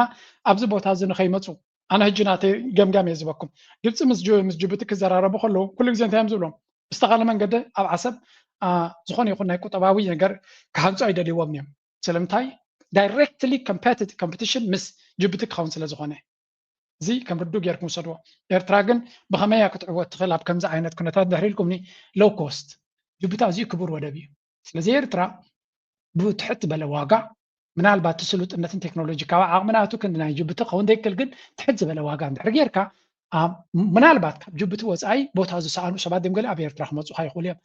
ኣብ ሎንግ ተርም ድማ ቀስ ብቐስ እናማዕበልካ ተወዳዳሪ ሰርቪስ ብምግባር ክትዕወተሉ ትኽእል መንገዲ ኣሎ እዩ ስለዚ ናይ ግድን ኣይኮነን ንጅቡታዊ ዲቕና ክንዕወት ክልቲኻ ተሓባቢርካ እውን ዝበለፀ ነገር ክሰርሕ ትኽእል ኢኻ ኢንፋክት እቲ ናይ ፕሬዚደንት ኢሳያስ ዘረባ ንዑ ዝመስል እዩ ግድን ኣይኮነን ጅቡቲ ምስ ወደቐት ንሕና ክንዓቢ ወይ እውን ንጅቡቲ መንጢልና ንሕና ክንዓቢ ታዳ ተመላልዩ እቲ ዞባ ሓበራዊ ሽርክነት ክገብር ይኽእል እዩ ዝብል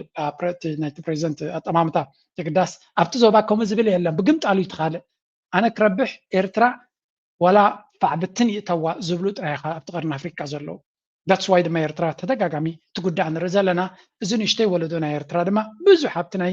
ዞባዊ ምትእስሳር ብዙሕ ከማን ስምዒት ዘይብሉ ምክንያቱ ንሕና ንጉዳእ ስለ ዘለና ንሕና ስለዘይንረብሕ ዘለና ንዓና ሽግር ብተደጋጋሚ ይመፀና ስለ ዘሎ ካብቲ ዘለና ናይ ቁጠባ ፀገማት ድማ ክንወፅእ ስለዘይከኣልና ካብኡ ዝብገስ ዳ እምበር ነቶም ጎረባብትና ሓሲድና ኣይኮናን እቶም ጎረባብትና ኩሉ ግዜ ንዓኻ ጥፍዮም ብናትካ ዋጋ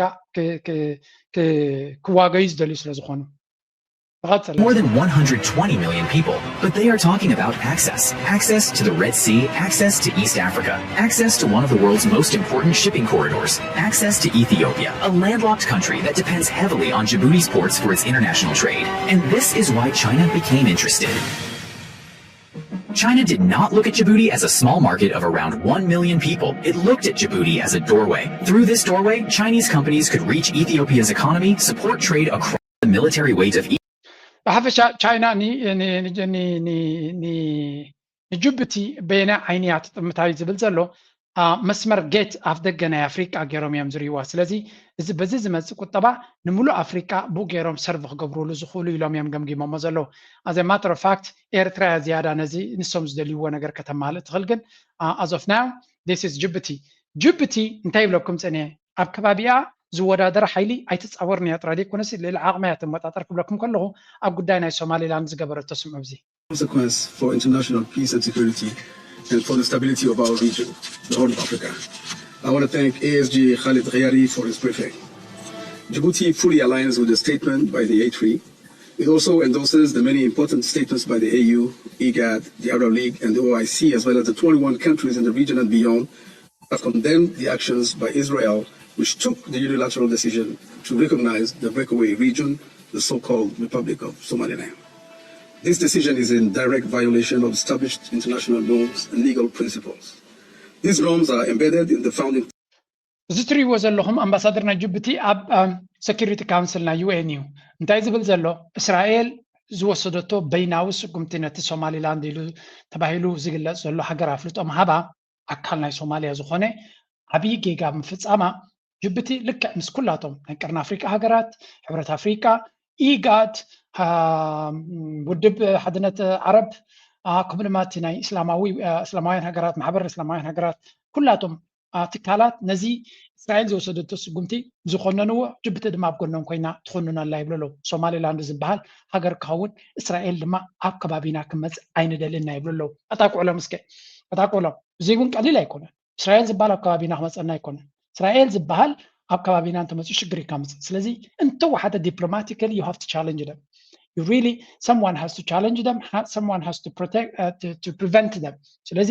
በቲ ዲፕሎማሲያዊ ቋንቋ ጌርካ ክትከላኸሎምን ፀጠው ከተብሎምን ምፍታን እውን ነፍሱ ዝኻለ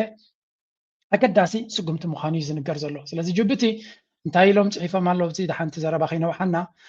ናይ ጅቡቲ representative ኣብ UN Security Council mockingly labeling the Republic of Somaliland as the breakaway region of the so-called Republic of እዚ እንታይ ይብላ ኣሎ he stated Djibouti fully supports the unity, sovereignty and territorial integrity of Somalia. Djibouti ሓድነትን ሉላውነትን ግዛታዊ ሓድነትን ናይ ሶማልያ ተኸብር ናይ እስራኤል ኣፍልጦ ንሶማሊላንድ ዝሃበቶ ድማ ጥሕሰት ናይ ዓለም ለኻዊ ሕጊ እዩ ከምኡ ድማ ምስቲ ናይ ሕብረት ኣፍሪካን ናይ ዩኤን ቻርተርን ድማ ዝገራጮ ብምዃኑ ዓለም ክትኮንኖ ይግባእ ብምባል ንእስራኤልን ንውሳነ ናቶምን ይኮንን ማለት እዩ ከምኡ ድማ እቲ ወኪል warned that እዚ በይናዊ ስጉምቲ ንሶማሊላንድ ኣፍልጦ ምሃብ ዝገበረቶ እስራኤል ሰላምን ርግኣትን ናይ ቀርኒ ኣፍሪካ ከምኡ ድማ ሓደገኛ መንገዲ ንኻልኦት ክንፀሉ ዝደልዩ ሓይልታት ኣፍ ደገ ዝኸፍት እዩ ግን እዚ ዘረባ እዚ ብንጹር ኣብ ኢትዮጵያ ከተንብዝ ዝኽእል እዩ ንባዕሉ ድማ ኣብ ጅቡቲ ክምቕልዋ እዮም ዝደልዩ እቶም ዓፋር ዝዓበየ መሬት ናቶም ግን ብዙሕ ፖለቲካዊ ፅልዋ የብልናን ባህልቲ እዮም እቶም ሶማልን ዓፋርን ስለ ዝኾኑ ሰብ ስለዚ እዚ ጉዳይ እዚ ካልእ ፀገም እውን ከምፅእ ዝኽእል እዩ ዝብል ዘረባ ኢና ንሰምዕ ዘለና ጅቡቲ called on UN member states to respect Somalia's international recognized borders and urged the Security Council to defend the principles of sovereignty and territorial integrity. ስለዚ እዚ ንሪኦ ዘለና መንግስቲ ጅቡቲ እንታይ ትብል ኣላ ኩለን ኣባላት ሃገራትና UN ናይ ሶማልያ ልኡላውነትን ግዛታዊ ሓድነትን ጠጠው ክብላ ከም ዘለወንን ከምኡ ድማ ነቲ Security Council ነቲ ንሶማልያ ክድግፋ ከም ዘለዎ ይገልጽ ማለት እዩ እዚ ዘረባ እዚ ድማ ኣብ ዓብይ መጋባእያ ናይ ሴኩሪቲ ካውንስል ብምዃኑ ዝያዳ ትርጉም ይህልዎ ስለዚ ጅቡቲ ብኩሉ ነገር ክትሪኦ ከለኻ እቲ ሶማሊላንድ ዝበሃል ሃገር ንዓታቶም ብቐጥታ መወዳድርቶም ክኸውን ዝኽእል ስለ ዝኾነ they're not happy with it ማለት እዩ ሶማሊላንድን ትበርበራ እናዕበየ እንድሕር ከይዱ ገለ ክፋል ናይ ቁጠባናቶም ክኸይድ እዩ ገለ ክፋል ሽግርናቶም ሽግር ክኸዶም ይኽእሉ ኢትዮጵያ ድማ ሶማሊላንድ ከም ሃገር እንድሕር ቆይሙ ኢትዮጵያ ንጅቡቲ ከይዱ ገዲፉ ናብኦም ዝኸደሉ መንገዲ ክህሉ ይኽእል እዩ ክሳራታት ከጋጥሞም ይኽእል እዩ ስለዚ they don't want to let ብጀካ እቲ ናይ ውሽጣዊ ፀገማቶምን ካልእ ፀገማትን ሶማሊላንድ ዝበሃል ኣፍልጦ ንኸይረክብ እዚ ንእሽተይ ጫቑት ጅቡቲ ዝበሃል ክንምንታይ ይጓየሎ ትሪእዎ ኣለኹ ኣንጻር እስራኤል ክጓየ ፀገም የብሉን ድፍረትናቱ እውን ዘገርም እዩ ምክንያቱ ንሱ እውን ዝኣምነ ኣለዎ ፈረንሳይ ብዓብዪ ጎኑ ኣሎ እቶም ዓበይቲ ሃገራት እውን ንጅቡቲ ብቐሊሉ ክገድፍዎ ዝኽእሉ ሃገር ኣይኮነን ቨሪ ኢምፖርታንት ሃገር እዩ ንእሽተይ ጥራይ ዘይኮነስ ኣገዳሲ ዓቕምስ ኣለዎ ኣብ ዲፕሎማሲ ቋንቋ ናይ ዲፕሎማሲ ክኸውን ከሎ እዚ እንታይ ይደርየና ዘሎ እቲ ኩነታት ናይ ቀርኒ ኣፍሪካ ክንምንታይ እናተሓላለኸ ይኸይድ ከም ዘሎ ካልእ ብልፅግና ሓደ ኣርቲክል ኣውፂኦም ኣለዉ ከርእየኩም እያ ኣብዚ እንታይ ዝብል እዩ ድማ ኣሜሪካ ኣብ ቀርኒ ኣፍሪካ ትኽተሎ ዘላ ፖለቲካ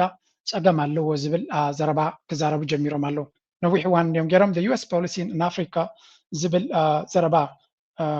ክልተ ሰለስተ እውን ከርእየኩም እየ there was this also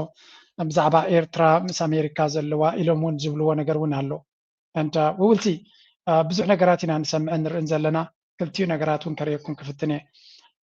there was this article ክልተ ኣርቲክላት ከርእየኩም እየ ክልቲአን ክነተሓሓዘን ስለ ዝኾንና ኣብዚ እንታይ እዮም ዝብሉ ዘለዉ the US policy in Africa እንታይ ኮይኑ እዩ እቲ ናይ ኣሜሪካ ፖሊሲ ኣብ ቀርኒ ኣፍሪካ ዝስምዖም ዘሎ ናይ ኣሜሪካ ፖሊሲ ናይ ዋሽንግተን ኣፍሪካ ፖሊሲ ሪሜን ስታክ ክልተ ፀገማት ቀርቂሩ ሒዝዎ ኣሎ ይብሉ ኣለዉ ሓደ crisis management lens aid humanitarian focus ሓደ ኣብ ረድኤት ወይ ከዓ ንሰባት ሰብኣዊ ሓገዝ ኣብኡ ዘተኮረ ዓይነት ፖሊሲ ኣለዎም እዚ ድማ ፀገማት ይፈጥሩ ይበሃልትዮም ብልፅግና ፀሓፍዎ እዚ ከምኡ ድማ strategic competition lens critical minerals rivalry with China and Russia ከምኡ ድማ ስትራቴጂካዊ ውድድር ዓይኒ ማለት እዩ እዚ ከዓ ምስ ነቲ ፍሉይ ማዕድናት ክሪቲካል ሚነራልስ ዝበሃሉ ከምኡውን ምስ ቻይናን ራሽያን ዝግበር ዘሎ ውድድር ናይ ጂኦፖለቲካ ኣብኡ ኣብዞም ክልቲኦም ኣተኪሮም እዮም ክንቀሳቀሱ ዝፍትኑ ዘለዉ ብካልእ ኣዘራርባ ክልቲኡ ንኢትዮጵያ ኣገዳሲት ሃገር ኣይገብራን እዩ ኣብ ክልቲኡ ብዙሕ ኣገዳስነት እቲ ናይ ረድኤት ወላ ኣገዳስነት እንተሃቦም ጠቃሚ ይኮንን ንዓና ባህልቲ እዮም ስለዚ እሱ እውን ብኣሉታ እዮም ዝገልፅዎ ዘለዉ ኦኬ So, نقول لنا historically Ethiopia as a case يلقى يوثق مالتيو أكلتيوم تيوم قدامات نعنا زربح يكونن بحالتيوم historically treated as a recipient and counter-terrorism partner Ethiopia دما بحفشة تاريخ يجاس إليز وهباني ريزبل هذا كابو كم زناي رديت تقبلت هجر برديت رايت نابر توسع دما نقبر شبرا كم متحضر كوينا كتجلجل تخلط رايو سلزي Ethiopia is now liberalizing its economy, diversifying partnerships. ኢትዮጵያ ግን ከምቲ ናይ ቀደም ዘይኮነት ሕጂ ቁጠባናት ኣክፉት ከምኡ ድማ ንፍሊዝ በለ ዝምድናታት እያ ተሓስብ ዘላ ይብላ ኣሎ ስለዚ እዚ ኣብ ግምት እትይኹም ገለ ነገር ክትገብሩና ኣለኩም ኣብ መወዳእታ ንኢትዮጵያ ብፍሉይ ዓይኒ ክጥምቱና ኣለኩም ቁጠባናትና ይዓብሎ ሽርክነትናትና ክቅየር ክኽእል ኣሎ ከም ካልኦት ሃገራት ኣይትረኣዩና ብዙሕ ህዝቢ ዘለና ኢና ኣብ ቁጠባ ተኪርኩም ተጠሚትኩምናስ ምሳና ፅቡቅ ክሰርሑ ትኽእሉ ኢኹም ዝብል ዓይነት ዘረባ እዩ ብርግፅ ቀሊል ክኸውን ኣይኮነን ኢትዮጵያ ኣሜሪካዊ ናይ ግደስ ብሎም እዮም ንኢትዮጵያ ማለት ኣይኮነን ግን ብዓይኒ ቁጠባኦም ክርእዩ ከለዉ ንኢትዮጵያ ክሕጉሱ ኢሎም ኣብ ዘይተደልየ ንሳቶም ክወፅዎ ዘይክእሉ ነገር ኣትዮም ባሕሪ ክረኽቡ ወይ ገለ ክገብሩ ኣጀንዳታት ክገብርዎም ክገብሩሎም ብዙሕ ቀሊል ክኸውን ኣይኮነን ግን ክፍትንዎ ኣይኮኑን ካ ክንብል ኣይንኽእልኒና ስለዚ እዚ ኣስተውዒልካ ምርኣይ ነድሊ ኣብ ጉዳይ ናይ ሶማልያ ድማ ነመለስ ኣብ ጉዳይ ናይ ሶማልያ እስራኤል ዝገበረቶ ክትከውን ከም ዝኽእል ግምት ኣለኒ ሶማልያ ዝበሃል ድሕነት ናቱ ብዩኤን ብዓቃብ ሰላም እዩ ዝሕሎ ኣብቲ ዓቃብ ሰላም ናይ ኬንያ ሰራዊት ኣሎ ናይ ብልፅግና ሰራዊት ኣሎ ናይ ግብፂ ሰራዊት እውን ከኣትዩ ይብሉ ነይሮም ከም ናይ ኡጋንዳ እውን ኣሎ ነዚ ድማ እቲ ኦሶም ዝብልዎ ብኩላቶም ብዩኤን ፋንድድ ዝኸውን እዩ ኣሜሪካ ድማ ነዚ ባጀት እዚ ከም ዘይሓልፍ ገይራ ዓፅያቶ ኣላ ብካልእ ኣዘራርባ እቲ ዓቃብ ሰላም ናይ ዩኤን ኣብ ሶማልያ ዘሎ ገንዘብ ከም ዘይወሃቦ ገይራ ኣሜሪካ ዓፅያቶ ኣላ amid mounting funding fears US to end UN support for EU mission ኣሜሪካ ብዙሕ ሓገዝ ትገብር ዝነበረ ስለ ዝኾነት ነቲ ናይ ሕብረት ኣፍሪካ ዝምራሕ ዓቃብ ሰላም ትቦ ዝነበረት ሓገዝ ጠጠው ከተብሎ ከም ትኽእል እዚኣ ድማ ብትኽክል እስራኤል ክትገብራ ትኽእል እያ ብመንገዲ ዘለዋ ፅልዋዕ ምክንያቱ ኣብ ሶማሊላንድ ኣጀንዳ ይገብሩ ስለ ዘለዎ ነቲ ሶማልያ ዝበሃል ሕንፍሽፍሽ ከኣትዎ እዮም ዝደልዩ ዘለዉ ትርኩዩ ገይርዎ ዘሎ ፃዕሪ ብምሉ ክሳራ ክኸውን ሕንፍሽፍሽ ከኣትዎም ኣለዎ ዝብል ኣካይዳ ኢና ንርኢ ዘለና ሶማልያ ድማ ንድሕሪ ገፃ ናብ ቅልውላው ክትከደሉ ትኽእል መንገዲ ኣሎ ምናልባት በዓል ቱርኪ ክገብርዎ ዝኽእሉ ኣስተዋፅኦ ብሕጂ ክረአ ግብፂ ዝገብሮ ኣስተዋፅኦ እንታይ ክኸውን ይኽእል እምበር ነቲ ከም ዓቃብ ሰላም ኮይኑ ነቲ ሃገር ዝከላኸለላ ዝነበረ ደሞዝ ዘይወሃብቲ ኮይኑ እቲ ዓቃብ ሰላም ክወፅእ ክግደድ እዩ በዓል ዓቢ መዓት ሚልዮናት እዮም ካብቲ ዓቃብ ሰላም ገንዘብ ዝረኽቡ ነይሮም ወይ እውን ከም በዓል ቻይና ነቲ ጋፕ ዘሎ ገንዘብ ከፊሎም ዝያደ ፅልዋ ክገብርሉ ዝኽእሉ መንገዲ እውን ክህሉ ክእል ኸውን እዩ ኣይደኖ በት ኣትሊስት ንሶማልያ ከቢድ ቀሊል ዘይኮነ ብድሆ ኣብ ቅድሚኦም ይግተር ኣሎ እዚ ከዓ ኣካል ናይቲ ኣብ ቀርኒ ኣፍሪካ ንሪኦ ዘለና ፀገም እዩ ኢማራት እውን ከምኡ ዓይነት ኣጀንዳ እቲ ፌደራል መንግስቲ ንኣታቶም እውን ካብ ሶማሊላንድ ይኹን ካብ ፑንትላንድ ከውፅኦም ይፍትን ስለ ዝነበረ ካብቲ ቦቱ ተዳኺሙ ክወፅኡ እዮም ዝደልይዎ ዘለዉ ቀርኒ ኣፍሪካ ብምሉ ከቢድ ሽግር ኣለዎ ክንብል ከለና ንምግናን ዝተደልየ ዘረባ ኣይኮነን እዚ ኣብ ጅቡቲ ኣብ ሶማልያ ንሪኦ ዘለና ኩነታት ኢና ንርኢ ዘለና ናይ ኤርትራ ዝመልከት ድማ ሓንቲ ኣርቲክል ወፂኣ ኣላ እዛ ኣርቲክል እዚኣ ድማ እንታይ ትብል ዋሽንግተን ኮርትስ እቲ ዋይት ሃውስ ወይ ከዓ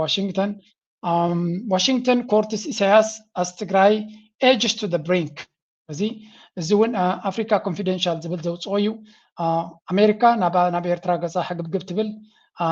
ትግራይ ከዓ ናብ ከቢድ ኩናት ትፀጋጋዕ እዩ ዝብል ዘሎ እቲ ኣርቲክል ማለት እዩ እጂ ፅማቕ ናቱ ክንነግረኩም እንተኮይና Washington is re-engaging with President Isaias Afwerki of Eritrea despite its reputation as an authoritarian leader. America, Washington ትራምን ምሕደራናቱን ምስ ኤርትራ ፅምዶ ክገብሩ ምስ ኤርትራ ዳግማይ ሽርክነት ንክገብሩ ይፍትንሎ ወላ እኳ ናይ ኤርትራ ፕሬዚደንት ውልቀ መላኺ ገለ እንትኾነ ይብልሎ ማለት እዩ The move reflects US concerns about regional instability. እዚ ድማ ናይ ኣሜሪካ ተገዳስነት ኣብ ዞባዊ ዘይምርግጋእ ወይ እውን ክፍጠር ዝኽእል ፀገም ይርእዩ ኣለዉ ስለዚ ምስ ኤርትራ ፅቡቅ ዝምድና ምህላው ኣገዳሲ እዩ ኮይኑ ይስምዖም ኣሎ particularly in northern Ethiopia. Tigray crisis. Tigray is described as being on the brink of renewed conflict. ትግራይ ኣብ ጫፍ ናይ ሓድሽ ከቢድ ኩናት ከም ዘላ ይነግሩ እዚ ማለት እዩ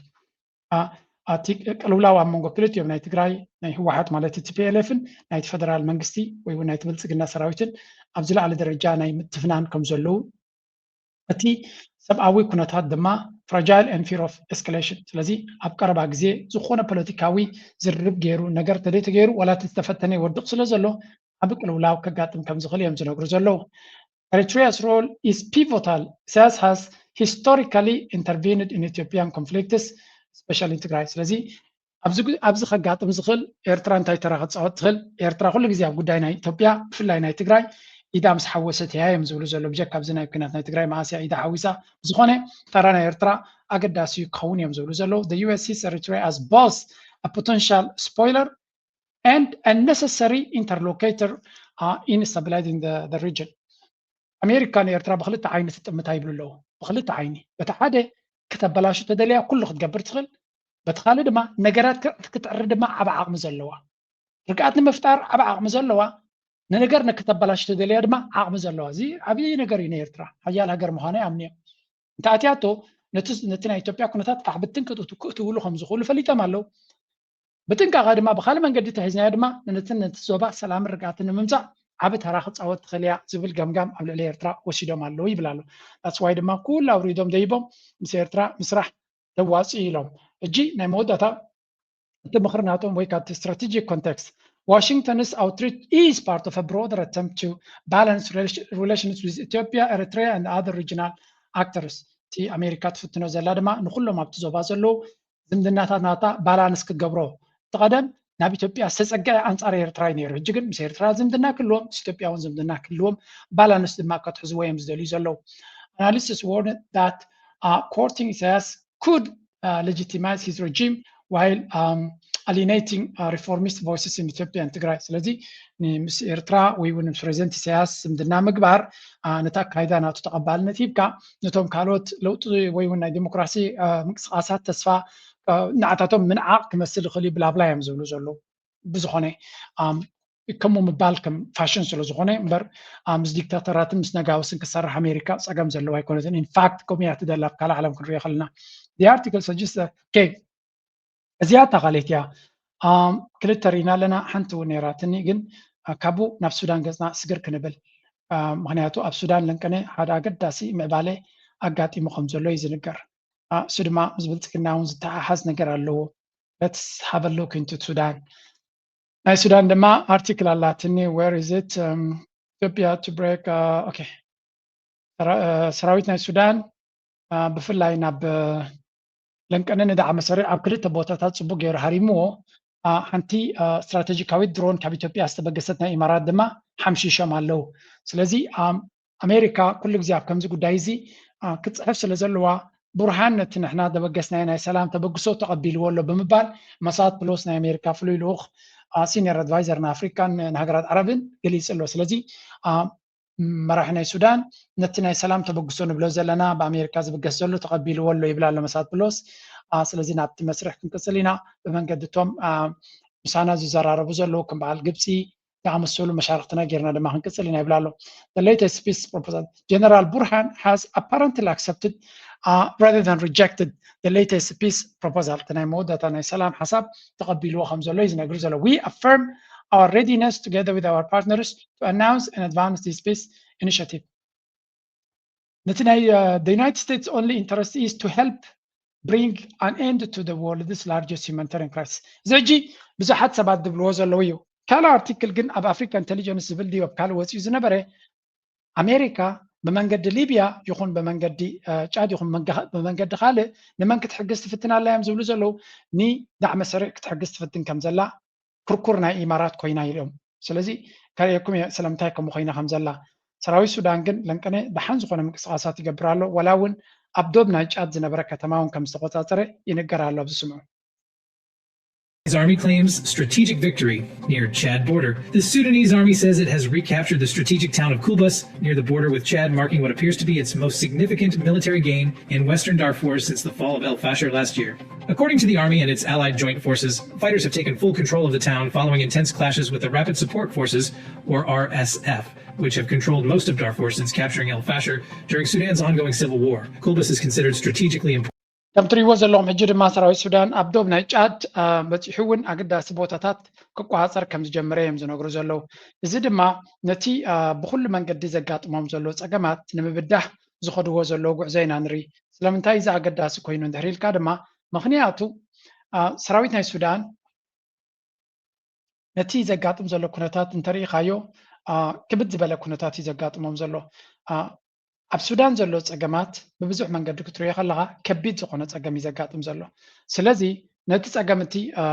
ሰራዊት ሱዳን በቲ ብመንገዲ ኢትዮጵያ ይመፅእ ኣሎ ብደቡብ ናይ ጫድ ይመፅእ ኣሎ ብደቡብ ሱዳን ኣቢሉ ተፀጊዑ ዝመፆ ናይ ዳዕ መሰሪዕ ሓይሊ ኣሎ ስለዚ ከከም ኣመፃፅኡ ክምክትዎ እንድሕር ኮይኖም ቀሊል ዘይኮነ ብድሆታት እዩ ዝገጥሞም ዘሎ ኣብ ዝሓለፈ እውን ርኢናኩም ነርና ሕጂ ናብዚኣ ከተማ ዕቤት ትበሃል ክኣቱ ከም ዝኽእል እቲ ሓይሊ ናቶም ዝገልፅ ሓበሬታ ነይሩ እዩ كارتا نيرات نبزي غريكم there was this map. Give me a second, sorry, Giga. About 400 North Kordofan is important to both sides of the conflict. It's about 400 kilometers from the capital Khartoum. كم زتري وزلهم زي عندي تكارتنا السودان نمعراب قصو تشاد يزلو نابتشاد قصوم دوبات أقد سبوتاتنا تغوطا صري خدلو ني مس إثيوبيا دوب زنبرة تغلالا ነቲ ናይ ዳዕመ መስርዕ ሓይሊ ኣልዮሞ ከም ዘለዉ እዩ ዝንገር ዘሎ እዚ ማለት ግን ኣብቲ ውሽጢ ኢትዮጵያ ዘሎ በይዝናቶም ኣብኡ ክህልዉ ይኽእሉ እዮም ስለዚ ነቲ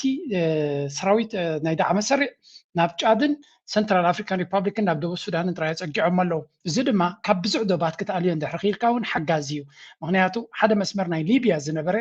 ብሊብያ ገይሩ ብቐጥታ በቲ ሰሃራ ገይሩ ናብ ሱዳን ዝመፅእ ዝነበረ ንዑ እንድሕር በቲኽካዮ ብጫድ ገይሩ ጥራይ ክመፅእ ዝኽእል ንጫድ ገፅካ ድማ እናተፀጋዕካ እንድሕር መፂኻ እንተወሓደ ትጫድ ዝበሃል ምትሕብባር ስለዘይቋሪፁ ንባዕሉ ድኹም መንግስቲ ስለዝኾነ እንትጫድ እውን መጥቃዕቲ ክገብርሉ ይኽእሉ እዮም ስለዚ እቲ መንግስቲ ናይ ጫድ እውን ንባዕሉ ሽግር እናተሰምዖ ዝመፅእ ዘሎ ልክዕ ከምዚ ናይ ብልፅግና ሰራዊት ናይ ሱዳን ናብ ብልፅግና ዶባት ይፅጋዕ ከም ዘሎን ብልፅግና ድማ ክጥንቃቅ ከም ዘለዎን ምክንያቱ ሱዳን ንባዕላ ምስ ፋኖ ብቐረባ ክሰርሕ ትኽእል ድሮናት ኣለዋ ምዕብል ድሮናት ኣለዋ ተመክሮ ናይ ኩናት ናይ ድሮን ጌራ ዘለያ ነቲ ፋኖ ዝበሃል ኣሰልጢና ንብልፅግና ኣብ ገዝኡ ከሎ ሓመድ ክትገብሮ ትኽእል እያ ስለዚ ናይ ዓለም ሕጊ ከይጠሓሰት ማለት እዩ ንፋኖ ዝኾነ ስልጠና ሂባ ንዓታቶም ቴክኖሎጂ ሂባ ወይ ንህወሓት ሂባ ህወሓት ከም ግብረ መልሲ ዓጠቕ ከብሎ ክእል ነቲ ብልፅግና ኣብቲ ኤርፖርታቱን ገለ መልዩን ስለዚ እዚ ነገር እዚ ከይመፅእ ከሎ ካብ ብሕጂ ጥንቃቐ ከድልዮ ከም ዝኽእል ሰራዊት ናይ ሱዳን ዝገብሮ ዘሎ ምዕባለ ኢና ንርኢ ዘለና ብጀካ እተን ኣብ ርሑቕ ኮይነን ዝሕግዛ ዘለዋ ሃገራት እተን ኣብ ቀረባ ዘለዋ ሃገራት ክሳዕ ክንደይ ሓደጋ ክመፀን ከም ዝኽእል ዘርኢ ኩነታት ኢና ንርኢ ዘለና እዚ ኩሉ ትርእይዎ ዘለኹም ኣሜሪካ ብኸመይ መንገዲ ትተሓባበር ኣላ እንድሕር ኢልኩም ምክንያቱ ዶናልድ ትራምፕ ንዩኤኢ ክሕግዝ ዘገድዶ ምክንያት ኣለዎ biggest hauls came from an investment tied to, oh wow, the UAE. So the UAE bought half of the Trump family's crypto company known as World Liberty Financial, totally above board, nothing suspicious there at all, of course. Now CNBC, by the way, I have a problem with that. Just like I have a problem with foreign money in the form of the Israel lobby influencing our politicians, I have a problem with the UAE purchasing half of the Trump family crypto company. ከም ዝብልዎ ዘለዉ ኣብዚ ከም ትሪእዎ ዘለኹም ሓንቲ ጋዜጠኛ ናይ ኣሜሪካ ተጋልፆ ዘላ እያ ዶናልድ ትራምፕ ለንቀነ ዓብዪ ኣዛረባ ኣርእስቲ እዩ ኮይኑ ዘሎ ብዙሕ ገንዘብ ካብዚ ናይ ክሪፕቶ ቢዝነስ ከም ዝኸሰበ ከም ዝረኸበ ኣብ 2025 ተጋሂዱሉ ኣብቲ ናቱ ሪፖርት ትወፅኡ ኣሎ ዝዓበየ ክፋል ናቱ ድማ ካብ ዩኤኢ ዝመፅእ ምዃኑ ተነጊሩ ኣሎ ስለዚ ዩኤኢ ኣብ ኣንጉዕ ናይ ዶናልድ ትራምፕን ናይ ስድራ ቤታዊ ሃብቲ ናቱን ዝኣተወት ሃገር ስለዝኾነት በቲ ሓደ ናይ ሃገር ዝጥቀመላ ዘሎ ነፋሪት ናይ ቀጠር እያ ክብለኩም ፀኒሐ ስድራ ቤቱ እናሃብቶሙ ዝኸድዎ ዘሎ ካፒታል ድማ ካብ ኢማራት ዝመፅእ ምዃኑን ኢንፋክት እቲ ትካላት ናቶም እውን ዓብ ብራንችስ ናቱ ኣብ ኢማራት ኣብ ዱባይን ኣብ ካልእን ዘሎ እዩ ስለዚ ኣንፃር ኢማራት ንክኸይድ ዘለዎ ተኽእሎ ኣብዪ ኣሕመድ እዚ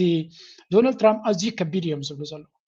ንምንታይ ንኢማራት ክንብርከ ከላ ይኽእል ግን ካልእ ሕቶ እዩ ምክንያቱ ካልኦት ሓይልታት እውን ፅልዋ ይገብርሉ ስለ ዘለዉ የግዳስ ኣብ ዝሓለፈ ቅድሚ እዚ ናይ ኢራን ኩናት ምጅማሩ ቀርኒ ኣፍሪካ ብዓብዪ ብምንታይ ፅሎ ነይሩ ዝበሃል ኣብ መንጎ መሓመድ ቢን ሳልማንን ኣብ መንጎ ዶናልድ ትራምፕ ኣብ መንጎ መሓመድ ቢን ዛይድ ናይ ኢማራትን ናይ ስዑድያን ነገስታት ክልቲኦም ዝገብርዎ ዝነበሩ ግርጭት ኣብ የመን ይኹን ኣብ ሶማሊ ይኹን ኣብ ሱዳን ይኹን ኢንፋክት ናብ ኢትዮጵያ እውን ድመፅእ ዝነበረ ኣብ ቀይ ባሕሪ እውን ዝረአ ዝነበረ ብርቱዕ ዝኾነ ውድድርን ረስንን ከም ዝነበረ ዝዝከር ኮይኑ ሕጂ እኳ ስዑድያ ትም ኢሎም እዮም ገዲፎም ኣለዉ ንግዚኡ ምክንያቱ ኢማራት ካልእ ፀገም ስለ ዝመፆም ሽግር ኣይንደሊና ኢሎም ይግዳስ ምስ ኣሜሪካ ዘለዎም ሽግር ግን ፅቡቅ ይኸይድ ከምዘየለ ሓድሽ አርቲክል ዝበሎ ስሙ Now the United States is reportedly considering drawing down or even removing its military forces from Saudi Arabia. Multiple reports saying the move is under consideration over a growing rift over the war against Iran. The Wall Street Journal, citing American officials, reported the US is considering reducing its military footprint in the kingdom. A Middle Eastern intelligence official reportedly told the Times of Israel that relations between the two countries have substantially soured because of the war. Saudi Arabia سنتهي باللوبزي መንግስቲ ኣሜሪካ ካብ ስዑድያ ሰራዊቱ ከውፅ መደብ ከም ዘለዎ እዩ ሰራዊት ከጉድል መደብ ከም ዘለዎ እዮም ዝነግሩ ዘለዉ እዚ ከዓ ሓደ ካብቲ ኣዛረባ ኣርእስቲ ዘሎ እዩ ኣብ መንጎ ዶናልድ ትራምፕን መሓመድ ቢን ሰልማንን ዘሎ ዝምድና ኣብዚ ኩናት ናይ ኢራን ብፅቡቅ ጀሚሩ ብፅቡቅ ይውድእ ከም ዘየለ እዮም ዝነግሩ ዘለዉ መሓመድ ቢን ሰልማን ኣብ ኣሜሪካ ዝነበሮ እምነት ከም ዘጉደለን ኣሜሪካ ከተጥሕኑና ትኽእል እያ ዝብል እምነት ናቱ ትሑት ከም ዝኾነ ኣብዚ እዋን እዚ ማለት በኣፍ ዘይኮነ ብተግባር ብዙሕ ፈተናታት ኣጋጢምዎ እዩ ግን ካብኡ ናቡ ሕጂ ደሓን ብዝኾነ ክወፅእ ይፍትን ኣሎ ግን ንሓዋሩ እቲ ካልኣይ ግዜ እቲ ኩናት ክመፅእ እንተኮይኑ ምስ ኢራን ስምምዕ ክገብር ኣለዎ ኢራን እንታይ ዓይነት ሓደጋ ከተውርደሉ ከም ትኽእል ርኢ ኣሎ ንዶናልድ ትራምፕ ጥቕሚ ብምግባር ዝረብሖ ረብሓ ከም ዘይብሉ ርእይዎ ኣሎ ዶናልድ ትራምፕ ገንዘብ ክትቦ ትኽእል ክትልምኖ ትኽእል ግን ክከላኸለልካ ከም ዘይክእል ርእይዎ ኣሎ ስለዚ እቲ ክመፅኦ ዝኽእል ሓደጋ ካብ ኢራን ስለ ዝኾነ ንኢራን ብዝተኻለ መንገዲ ንኢራን ዝቆጥዕ ነገር ክገብር ይደሊ የለን ኢራን ድማ እንታይ እዮም ዝብልዎም ዘሎ ሓንቲ ነገር እዮም ዝሓትዎ መሬትኩም ሰማይኩም በይስኩም ባሕርኩም ንፀላኢና እንድሕሪብኩም ክንዘብጠኩም ኢና ምክንያቱ ፀላኢና ካብ ዝሃረመነ ቦታ ኢና ንሃርሞ ኩዌትን ባሕሬንን ቀፃሊ ዝጭፍጨፋ ዘለዋ ክልቲአን በይዛት ናተን ክቋፀራ ስለዘይከኣላ እየን ስለዚ ካብ ቦታኩም ተተበጊሱ ኣብ ኣይና ክንዘብጠኩም ዝብል ዘረባ ኣሎ ብኡ መንጥር ድማ ዶናልድ ትራምፕ ናይ ስዑድያ ንጉስ ከምቲ ዝደልዮ ክተሓበሮ ስለዘይከኣለ ሕጂ ድማ ናብ ኩናት ክምለስ ኮይኑ ናይ ግድን ንስዑድያ ፀቕጢ ክገብረላ ክኽእል ኣሎ ዶናልድ ትራምፕ ናይ ስዑድያ ንጉስ ድማ መቸም ሓንቲ ዛንታ ናይ ፕሬዚደንት ኢሳያስ ነይራ ተሰሚዖም ኣበይ እኳ ከይሰምዕዋ እምበር ሓደ ንጉስ ናይ ስዑድያ ዝበላ እዩ እቲ ዋርድያ ኢልካ ዝቆፀርካዮሲ ጓሳ ኮይንካሲ ኣባጊዕካ ክሕልወልካሲ ሓደ ጓሳ ቆፂርካ ኢሉ እቲ ጓሳ ግን መዓልታዊ ሓንቲ ጤል ዝወስድ ኮይኑ እቲ ተኹላ ግን ቀደም ኣብ ሶምን ሓንቲ ጤል ዝወስደልካ እንተ ነይሩ እቲ ጓሳ ይጠቕመካ ድዩ ዘሎ ይጎዳእካ ክትፈልጥ ኣለካ ኢሉ ምክንያቱ እቲ ተኹላ ወይ ጥሪት ገለኮ ኣብ ሶምን ሓንቲ ግዜ ስለ ዝወስደልካ እቲ ጓሳ ግን መዓልታዊ ሓንቲ ዝወስደልካ ወይ ክልተ መዓልቲ ሓደ ዝወስደልካ እንተኮይኑ ምናልባት እቲ ተኹላ ይሕሸካ ካብቲ ጓሳ ማለት እዩ ብምባል ሓንቲ ዛንታ ኣላቶም ናይ ስዑድያ ኢሉ ነይሩ ስለዚ ስዑድያውያን ምናልባት ዝተረድኦም እዮም ዝመስሉ ዘለው እቲ ጉዳይ ግን ኣሜሪካ ቀሊል ሃገር ኣይኮነን ወላ እንተ ተረዲኻ በፍንጫ ድሌታቶም ከተተግብር ተዘይክኢልካ ከምዚ ናይ በዓል ስዑድያ ሃገራት ቅልጥፍ ኢልካ ካብ ኣሜሪካ ክትፍንታት ዘዋፅእ ኣይኮነን ሓዊ ክትብሎም ይኽእሉ እዮም ብዙሕ ብኮታት እዩ ዘለዎ እቲ ንጉስ መዓት ነገራት ይፈጥሩሉ ይኽእሉ እዮም ስለዚ ንኣሜሪካ ቀስ ኢልካ ክትወፅእ ዘለካ ኣብዚ ሕጂ ዶናልድ ትራምፕ ብብዙሕ ነገራት ተፀፋፊዕዎ ዘሎ ድማ ሃንደበታዊ ውሳኔ ከም ስዑድያ ዝኣመሰለ ሃገር ሒዝካ ዘዋፅእካ ኣይኮነን ግን ቀስ ብቐስ ክወፅእ ይደሊ ከም ዘሎ ግን ዘርኢ ምልክታት ኣሎ ይብሉ ኣለዉ ወልሲ እዚ ጉዳይ እዚ ናበይ ክኸይድ እዩ ነቲ ዞባና ድማ እንታይ ዓይነት ፅልዋ ክፈጥረሉ እዩ ምናልባት እዚ ኣርቲክልስ ዝፀሓፍ ዘሎ ብምሉእ እውን ክንጥንቀቐሉ ኣለና ናይ እስራኤል ድምፅታት ዝገብርዎ እምበር ኩሉ ግዜ ትክክለኛ ስዑድያ ከምኡ ይግበር ኣሎ ወይ እውን ዶናልድ ትራምፕ ከምኡ ይውስን ኣሎ ማለት እውን ከይከውን ንኽእል እዩ ስለዚ እዚ እውን ኣብ ግምት ኢቲኻ ክረአን ክንዕዘቦ ዘለና ኮይኑ ይስማዓኒ ንቐፅል ካብቲ ኩነታት ወፂና ሕጂ ናብቲ ናይ ዞባና ናይ ጎረባብትና ኩነታት ክንሰግር እስከ መጀመርያ በዚ ናይ ትግራይ ንጀምር ጉዳያት ዓበይቲ ፕሮቪዥናት ዝሓዘ እዩ እቲ ስምምዕ ፕሪቶርያ ብዙሓት ኣቢስ ክግበሩ ዝኽእሉ ማኒፕሌት ክግበሩ ዝኽእሉ ፕሮቪዥናት እውን ኣለዎ ውሽጡ ግን ስምምዕ ከም እንፈልጦ ስምምዕ ናይ ተስማሕማሕቲ ወገናት ስለ ዝኾነ ክትሰማማሕ ከለካ ዝነበረካ ባላንስ ኦፍ ፓወር ጥራሕ ዘይኮነስ ኣብ ኣፈፃፅማ ናይቲ ስምምዕ ትሕዞ ፖዚሽን ዘለወካ ባላንስ ኦፍ ፓወር እውን ብጣዕሚ ወሳኒ ስለ ዝኾነ ናይ ኣመንድመንት ክለውዝ ገለታት ብዙሓት ነገራት ስለ ዝሕዝ ውሽጣዊ ሓድነትካ ፖለቲካውን ብሄራውን ሓድነትካ እንተሓሊኻ ሓደ ስምምዕ በቲ ንስኻ ትደልዮ ብሄራዊ ረብሓታት ካብ ዘረጋግፅ መንገዲ ክፍፀም እንተኮይኑ ቁመናኻ እናስተኻኸልካ ውሽጥኻ እናርአኻ ናይ ፅባሕ ተርክበሎም ጉዳያት ሰከንደሪ እዮም ፅባሕ የርክበሎም የልካ ንሓሰብካ እንድሕር ቀፂልካ ንዓኻ ብዘረብሕ መንገዲ ኢኻ ትኸዶ ብዙሕ ግዜ ስምምዕነታት ዝምልከት ሕቶ ኣሎ ሓደ ስምምዕ ሕማቕ ድዩ ፅቡቕ ዝበሃል ኣብ ሊትሬቸር ማለት እዩ ባድ ኦር ጉድ በቃ ዝኾነ ትሪቲ ማለት እዩ ብፍላይ ከዓ ሲስፋየር ከምዚኦም ኩናት ነበረ ግዛዕ ንዛዕ ትኾን ተለካ ስምምዕነት ሲሲ ሕማቕ ድዩ ፅቡቕ ዝብል ሕቶ ተልዕል ማለት እዩ ስለዚ ሕማቕ እዩ ብኮንቴንቱ ሪኢኻ ሕማቕ እዩ ክበሃል ይኽእል እዩ ዝብሉ ኣለዉ ብኮንቴንቱ ሪኢኻ ፅቡቕ እዩ ክበሃል ይኽእል እዩ ዝብሉ ኣለዉ እቲ ገዛእ ዝኾነ ስምምዕነት ዘሎ ኣብ ምሁራን ናይ ዝዓውዲ ግን ሓደ ስምምዕ ብትሕዝትኡ ሕማቕ ወይ ፅቡቕ ክበሃል ኣይኽእልን እዩ በቃ ብትሕዝትዎ ሕማቕ እዩ ፅቡቕ ኢልካስ ክድምድመ ኣይትኽእልን ኣብኡ ዘለዉ ጉዳያት ንቅድሚት ዘለዎም ረብሓን ጉድኣትን ናይ ክልተ ዝተፈላለየ ኣካላት ወይ ክልተ ልዕሊኡ ናይ ዝኾኑ ዝተፈላለየ ኢንተረስት ዘለዎም ኣካላት ስለ ዝኾነ እቶም ኣካላት ኢንተረስቶም ማክሲማይዝ ንምግባር ዝህልዎም ፖዚሽን ዝህልዎም ዓቕሚ ገለታት ንሱታት ሒዞም ብዝኸድዎ መንገዲ እዩ ዝውሰን ብጣዕሚ ሕማቃት ዝበሃሉ ስምምዕነታት እውን ፅቡቕ ብዝኾነ መንገዲ ክዛዞም ይኽእሉ እዮም ፅቡቃት ዝበሃሉ ስምምዕነታት እውን ሕማቅ ብዝኾነ መንገዲ ክዛዞም ይኽእሉ እዮም ንሕና ማለት ሃገር ሄና ይብሎም ኣብ ዝኾነ ቦታ ናብ ባድመ ውግእ ኣጋጢሙ ይብል ኣብ ዝኾነ ቦታ ስለዚ ኤርትራ ሃገር ክትኾን ይኹን ኣጠቃላይ እቲ ውድብ ሲ ኤርትራ ሃገር ክትኸውን ሻዕብያ መንግስቲ ክትኸውን ብለይተሓታትነት ክኸይድ ናይ ባድመ ውግእ ክልዓል ዝሕዝን እውን ዝነሕዚ ኣጋጢሙና ነብሩ ፀገም ክመፅእ ዝገበሮም ናይቲ ውድብ ድኽመታት ኣይፈተሸ በርግፅ ናይቲ መፅሓፍ ዓላማ ንኸይኸውን ይኽእል እዩ ግን ንሳቶም ተፈትሾም እንተዝኾኑ ነይሮም ይሽተይ ዝተፈለየ ምልከታ ዝተፈለየ ርድኢት መውሰድና ነርና ኢለ ኣምን ስለዚህ ታይሊ ኣነ ሜቢ ጀነራል ጻድቃን ኣብዞም ናይ ውድብ ቅድም ኢሎም ትፈፅሙ ስሕተታት ካብቲ ናይ ውድብ ዝተፈለየ ኣረኣእያ ንኸይልዎ ይኽእል እዩ ዝብል መስሙ ወሲደ ኣለኹ ማለት እያ ንምዳሜ ካብቲ ናይ ውድብ መሰረታዊ ፀገም ኣብ ናይ ኤርትራ ዝነበረና ስሕተት ናይ ዘይ ምእማን ነገር ዝኾን ይህሉ ኢለ ወይ ከዓ ናይቲ መፅሓፍ ዓላማ ይኾነ ኢሉ ሓዲግዎ ክኾን ይኽእል ግን መሰረታዊ ናይ ህዝቢ ትግራይ ካብ ህወሓት ዝረኸቦ ፀገም ሓደ ኣብ ጂኦግራፊያዊ ቅርቃር ትሕዝኒ ዕፅዋ ይኽባይ ባይዘወይ ኤርትራ ሃገር ክትከውን ጀመረ እዩ መንግስቲ ስለ ዝኾንና ኣብዚ መንግስቲ ስለነበረ ህወሓት ኢለ ይትፈለጠና እምበይ ታሪካዊ ዝኾነ ዕፅዋን ክባን ተፈጥረ ኤርትራ ከም ሃገር ብዘይ ተሓታትነት ሃገር ክትከውን ህወሓት ክፈቅድ እንተሎ ሓደ መጀመርያ ኣብስሩ ናይ ኤርትራ ሕቶሲ ኣነ እንታይ ድዩ ብጣዕሚ ሓደ ዝገርመኒ ህወሓት ብስሩ ናይ ረብሓ ቃልሲ ይፈልጥ ዶ የብሎም ክሓትት ደልያ ናይ ረብሓ ቃልሲ ናይ ውድብ ረብሓ ክህሉ ይኽእል ግን ንትልወፀሉ ሕብረተሰብ ረብሓ መስረት ድዩ ይቃለስ ነይሩስ ኣይኮነ ዝብል ኣነ ታብዚ ወፃዊ ዲስከስ ተንገብር ኣነ ብጣዕሚ ደስ መለን ኤርትራውያን ሓደ ኤርትራውያን ሳዕራ ዝተፈለየ ማንነት እኒኦም ኢልካ ምቕባል ቆላ ብጣዕሚ ዝገርም ክንዲ ፀሪና ክብሉ እንተለዉ እንታይ ማለት እዩ ኢሉ ሓተት ነይሩ ሓደ ንኣብነት ህወሓት ብሄርተኛ ውድብ እዚኦም ትሪእዎም ዘለኹም ለፍለፍቲ መጀመርያ ቅድሚ መልሲ መሃበይ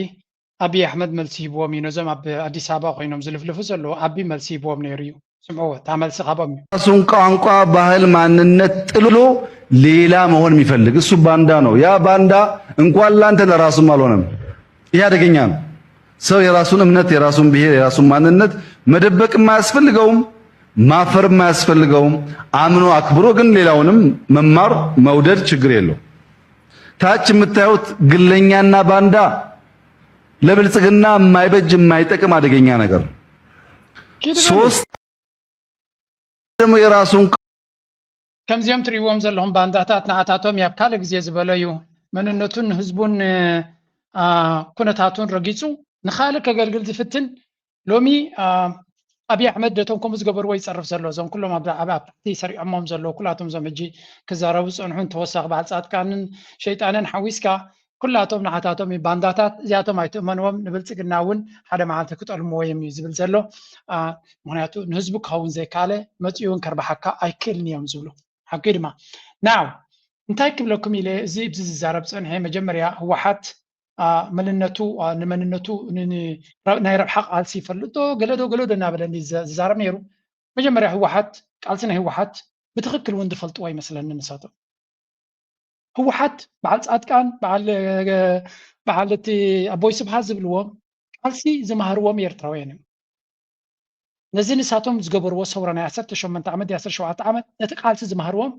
ሻዕብያን ህዝባዊ ግንባርን ቃልሲ ናይ ህዝቢ ኤርትራ እዩ ካብዮም ተማሂሮም ብረት ካብ እዮም ወሲዶም ታዕሊም ካብ እዮም ወሲዶም ስንቂ ካብ እዮም ወሲዶም ኢቨን እቲ ውዳቤታት ኣብቲ ዩኒቨርሲቲ ናይ ኣዲስ ኣበባ ዝነበሩ ሰባት ካብቶም ናይ ኤርትራውያን ውዳቤታት እዮም ተማሂሮሞ በዓል ጻድቃን ባዕሎም ዝምስክርዎ ሓቂ ስለዚ ብዛዕባ ረብሓን ብዛዕባ ስግንጢርን ክትዛረቡን እኮ ሓይሊ ክልወካ ኣለዎ ተርዲኻኒ ከምዚ ንስኻ ኣብ ሆቴል ተኣኪብካ ከብድኻ መሊእካ ስግንጢር ትዛረበ ዘለካ ዘይኮነ ህወሓት ለባማት ስለ ዝኾነ ኣብታ ዝነበርዋ መድረክ ተዋፅኦም ጥራዮም ገይሮም ሕጂ እውን ኣብታ ዘለዋ መድረክ ተዋፅኦም ይገብር ኣለዉ እዚኣቶም ግን ኣበይ ከም ዘለዉ እንታይ ከም ዝኾኑ እውን ስለ ዘይፈልጡ ሌላዓሞም ሕቶታት የቕርብ ኣለዉ ከም ድሌትካ ክትሓትት ትኽእል ኢኻ እቲ መልሲ ግን ክሳትካ ቆሪፁ እውን ክመፀካ ዝኽእል መልሲ ክኸውን ይኽእል እዩ ምክንያቱ ህወሓት ንኤርትራ ንሉላውነታን ናፅነታን ን30 ዓመት ዝቃለስ ዝነበረ ኣብ በቋራጭ መፂኻ ሳብ ሓንቲ ዓመት ናፅነት ናይ ኤርትራ ዝቐርብካ ታንኪ ዘይነበረካስ እንታይ ኢልካ ኸ ንኤርትራ ንምንታይ ይቃለሱ ኣለዉ ክትፈልጦም who are you what power do you have ንኤርትራ ክትሓታ ህዝቢ ኤርትራ ድማ ናይ ነዊሕ ታሪክ ኣለዎ ናቱ ታሪክ ነይርዎ ናይ መግዛእትን ታሪክ ሃልን ነይርዎ ቃልሲ ህዝቢ ንናፅነት ድማ ካልኦት ኣፍሪቃውያን ያበጊስዎ ስለዚ ዝኣክል ካብ ናይ ኣፍሪቃውያን ዝነውሐ ቃልሲ ኣካይዱ መስዋእቲ ከፊሉ በትን ከይለመነ ኣብ በረኻ ወፊሩ ዘምፅኦ ስለዚ በዓል ንስኻ ሎሚ መፂኹም ብዛዕባ ከብድኹም ዘዝመላእኩም እንተተዛረብኩም ቁም ነገር ክህልወኩም ኣይክእልኒ ብሓፈሻ እቲ ዕንደራን ፅጋብን ግን ደረት የብሉን ንክንፈልጥ ኢለ ደምፃልኩም ዘለኹ ኣብ ጉዳዮም ክንዘተኩር ኣብ ጉዳይ ናይ ኤርትራ ምህውታት ግን ፅቡቅ ኣይኮነን ግና ሓድሽ ወታደራዊ ኮማንድ ብምጥያሽ ዳግም ኣብ ትግራይ ኩናት ንምውላዕ ተዳሊኾም ዘለዉ ተሓቢሩ ኣሎ ብዛዕባ እዚ ተወሳኺልና ላይክ ሸር ብምግባር ኣዳምፅዎ ስርዓት ብልፅግና ንትግራይ ዳግማይ ንምውራርን ንምምብርካኽን ዝዓለመ ሓድሽ ፍሉይ ወታደራዊ ኮማንድ ኣጣይሹ ምንቅስቓስ ከም ዝጀመረ ተፈሊጡ ኣሎ እቲ ስርዓት ናብ ሓድሽ ደማዊ ኩናት ንምእታው ዘድልዩ ኩሉ ወታደራዊ ምድለዋት ብምዝዛም ንውግእ ሙሉእ ከም ትሪእዎ ዘለኹም መዓልታዊ ብልጽግና ንኩናት ገጹ ይብገስ ከም ዘሎ መንጆሪኖ በሎ ኣማኑኤል ኣሰፋ በሎ ካልኦት ኩላቶም ሓለፍቲ ብተደጋጋሚ ኣብ ትግራይ ናብ ኩናት ገጹ ዝእንፍት ጉዕዞ ከም ዘሎ ይገልጹ ኣለዉ እዮም እዚ ከዓ ኣቃሊልካ ክረአ ዝኽእል ከም ዘይኮነ እዮም ዝነግሩ ዘለዉ ምናልባት እቲ ጉዳይ ወላ እውን በቶም ካልኦት እውን እንተሪናያ ፍር ኤግዛምፕል ኣብዚ እቲ ዲያሎግ ኢሉ ኣብዪ ኣሕመድ ዝፃወተሉ ዘሎ ጌይማት እውን መሸመት ጊዜ እንግዲህ ለይቶ አውጥቶ ለውይይት ሊያቀርብ እንደሆነ ነው የሰማነው። ከዚህ በፊት አንተም የተከስካቸው በተለያዩ ፕሮግራሞች የሄድክባቸው አጀንዳዎች ናቸው አሁን የምክክሩ ኮሚሽን አጀንዳ ተብለው ለአብይ አህመድ ሊቀርቡ እየተዘጋጁ የሚገኙት። እንዴት አየኸው? ምክክር ኮሚሽኑ ለአብይ አህመድ መጪ ጊዜ የሚያደላድሉ ጦርነት ማህበረሰብ ነው ይሄ ነገር የሚያስፈልገው። ጦርነትን ከጨረስክ በኋላ ማሳረጊያው ምንድነው? ናሽናል ዳያሎግ ነው የሚያስፈልገው። አሁን ኢትዮጵያ ውስጥ ጦርነት እየተጧጧፈ ሀገር እየፈረሰች እዚ ሪኮንሲሊየሽን እዚ ናይ ሃገራዊ ምክክር ዝብልዎ ወይ እውን ዲያሎግ ዘድልየካ መዓስ ይብላ ኣሎ መጀመርያ ኣብዪ ኣሕመድ ድሕሪ ዛ ምርጫ ተቐላጢፍካ ዝርርብ ክትገብር ኣለካ ኢሎም እቶም ኣይኤምኤፍን ካልኦትን ፃቕጡ ስለ ዝገበሩሉ እዩ ዝገብሮ ዘሎ ኣብዪ ኣሕመድ ግን ትፅቡቕ ነገሩ ወይ እውን እቲ ዕሽነት ናቱ ዲያሎግ መዓስ ኢኻ ትገብር ክልተ ዝተሃራርሙ ዘሎ ብበትሪ ዝርርብ ግበሩ ክትብሎም ተኮይንካ ቀዳመይቲ ነቲ ምትህራም ተጠባቢልዎ ኢኻ ትብሎም ምትህራም ተጠባቢሎም ኣብ ጣውላ ክመፁ ኢኻ ትደሊ ኢራንን ኣሜሪካን ተኩስ ተጠባቢሎም ኣብ ጣውላ መፅኦም ኢና ንብል ኣብ ኣሜሪካ ኣብ ኢትዮጵያ ግን ኣብ ገፊዕ ኩናት ከሎስ ዝርርብ የካይድ ኣለኹ ይብል ምስ መን ኢኻ ትዘራረብ እቲ ትዋጋእካ ዘሎ ይዋጋእካ እዩ ዘሎ ኣብ ጣውላ ድማ ይዓደምካ ምስ መን ኢኻ ትዘራረብ ዘለካ ምስ ፅላሎት ናቱ ስለዚ ኩሉ እቲ ዝገብሮ ዘሎ ፈፂሙ ክኸይድ ዘይክእል ኣብ ኩንነት ዘየለ መሸመቲ ግዜ ወይ እውን ነቶም ተልእኮ ዝሃብዎ ይገብር ኣለኹ ኢሉ ከታለሉ ዝኽእል እምበረይ ዝኾነ ይኹን ፍረ ከምፅእ ዝኽእል ገይም ስለ ዘለዎ ኣይኮነን እዮም ዝብሉ እቲ ሕቶ ድማ ኣብዪ ኣሕመድ ስልጣኑ ከናዋሓሉ ዝኽእል ዘበለ ኩሉ ክገብር ፀገም የብሉን እቲ ሃገራዊ ምክክር ገለመለ ዝበሃል ዘሎ ሰላም ንኸምፅእ ዘይኮነ ነቶም ተልእኮ ሂቦሞ ዘለው ግዜ መሸመቲ ገንዘቡ ንክረክብ ድማ ዝሕግዞ እዩ ንኣብነት እንታይ ይብላ ኣሎ the attendees list is heavily manipulated with over 90% of the 4,000 invited participants being hand-picked cadres members or supporters of the ruling party 4,000 ኣብቲ ናይ ሃገራዊ ምክክር ኢሎም ይትየሞም ዘለው 900 ካብኣቶም ናይ ብልፅግና ካድረታት ምዃኖም እዮም ዝነግሩ ዘለው ስለዚ ኩሉ ኣብ ዝገብሮ ተዋስኦ ምዃኑ ግን ነዛ ረሳሕ ፖለቲካ ናይ ምዕራባዊ ዓለም ተረዲእዋ እዩ ከምዚኣ ግበር ትሕሪሎማ እሺ ኢሉ ዝገብር ምርጫ ግበር እሺ ይሰርቃ ድማ ምክክር ግበር ከምዚ ዲያሎግ ግበር እሺ ኣሽሓት ሰባት ይቆፅር ኩላቶም ድማ ናቱ ፕሮፓጋንዲስት ዝገብሮ this is I mean ናብ ከም ድሌትካ ክፀሎ ትኽእል ኢኻ but he knows how to manipulate the politics manipulation ናታ ፈሊጥዋ እዩ that's why ድማ እዛ ኩሉ ሃገር ተቃፅል ዘላ ሒዙ ከሎ ደገፍ ትረክብ ዘሎ anyway ከም ድሌትካ ክትርጉሞ ትኽእል ኢኻ እዚ ግን እቲ ንሪኦ ዘለና ዘስደምም ጥራይ እዩ መስደመም ስለ ዝኾነ ድማ ክንሪኦ ኣስደማሚ ነገር ኢልና ክንሓልፈ ንኽእል ካብኡ ቀፂልና ሓንቲ ርየ ናብ ኤርትራ ክሰግር እየ እዚኣ ጥራይ ንስማዕ እንጂ ኣብ ልዕሊ ሓደጋ እናሃለወት ኣብ ልዕሊ ሰራዊት ትግራይ ወይ ከዓ ትድፍ ኣነፃፂሩ ዝመፅእ ስርዓት ኣሎ ብዘይንእስያ ክንቃለስ ወሲነና ሰራዊት እዚ ሰራዊት ትግራይ መሪሕ ትግራይ ምስ ኩሎም ሰራዊት ትግራይ ክፈርስ ዘይግብኦ ትካል እዩ ክፈርስ ዘይግብኦ ትካል ጥራሕ ዘይኮነ ከም ትሪእዎ ዘለኹም ናይ ትግራይ ጉዳይ ንፁርነት ካብ መዓልቲ ናብ መዓልቲ ንላዕሊ ይኸይድ ኣሎ ሕጂ ናብ ኤርትራ ክንሰግር ግን በቶም ጎረባብትና ላችሁ ላይ የሚገኝን ማንኛውንም የናቅፋ ጥሬ ገንዘብ በሙሉ እስከ ሐምሌ መጨረሻ ድረስ ወደ ባንክ ካላስገባችሁ በሕግ ትቀጣላችሁ ተብሏል። አዲሱ አስገራሚ መመሪያ ምን ይላል? አብረን እንየው። የኤርትራ ማዕከላዊ ባንክ ባወጣው ጥብቅ መመሪያ በግለሰቦችም ሆነ በተቋማት እጅ የሚገኝ ከም ትሪእዎ ዘለኹም ናይ ኤርትራ ባንክ ብመንግስቲ ኤርትራ ዝወፅእ ኣዋጅ ንብልፅግና ይኹን ኢትዮጵያውያን ዓብ ኣጀንዳ እዩ ኮይኑዎም ዘሎ ድሓን ድሌቶም እዮም ብኤርትራ ዝመፅእ ኩሉ ነገር ኣጀንዳ ስለ ዝኾነ ንዖም ናብ ቢቢሲ ንስገር له 30 سنة كلتاشان 26 صنع حقه ومتحساسبي أوتيلو تلازي إذا أوتيو زلو حدش حقي أبزقوان كما يتريوه نمنتا يخا أبزقوان أدليو صبو أبزقوان زي ذكر انت العينون بكلتاشان 15 كما أساسا لزقوني كنا تاكرائي نتحدش باترا نقفا فلويتو كمون اتي 15 نقفا تراي زبل كل سب بالبنك اكاونت ወይ ኣብ ናይ ባንክ ሒሳብ ክንቀሳቀስ ከም ዝግባእ ኣብ ኢዱ ክሕዝ ከም ዘይብሉ ብጀካቲ ዝተወሰነሉ ዝብል ወፂ ነይሩ ሕጂ እዚ ምእንቲ እቲ ገንዘብ ኣብ ኢድ ውልቀ ሰባት ከይኣትሞ ንሳቶም ድማ በቲ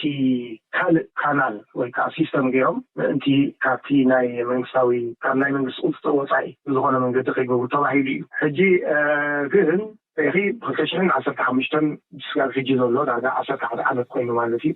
ኣብዚ 11 ዓመት ሰሪሑሉ ክኸውን ንኽእል ነቲ መንግስቲ ኤርትራ ግን ኣብቲ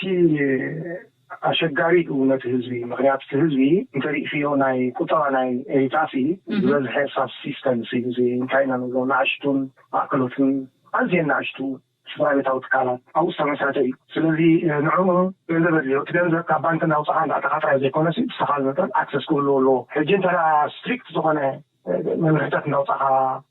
እንዳተቆፃፀርካ ንኩሉ ነገር ክትግብእ ተደሊኻ ነቲ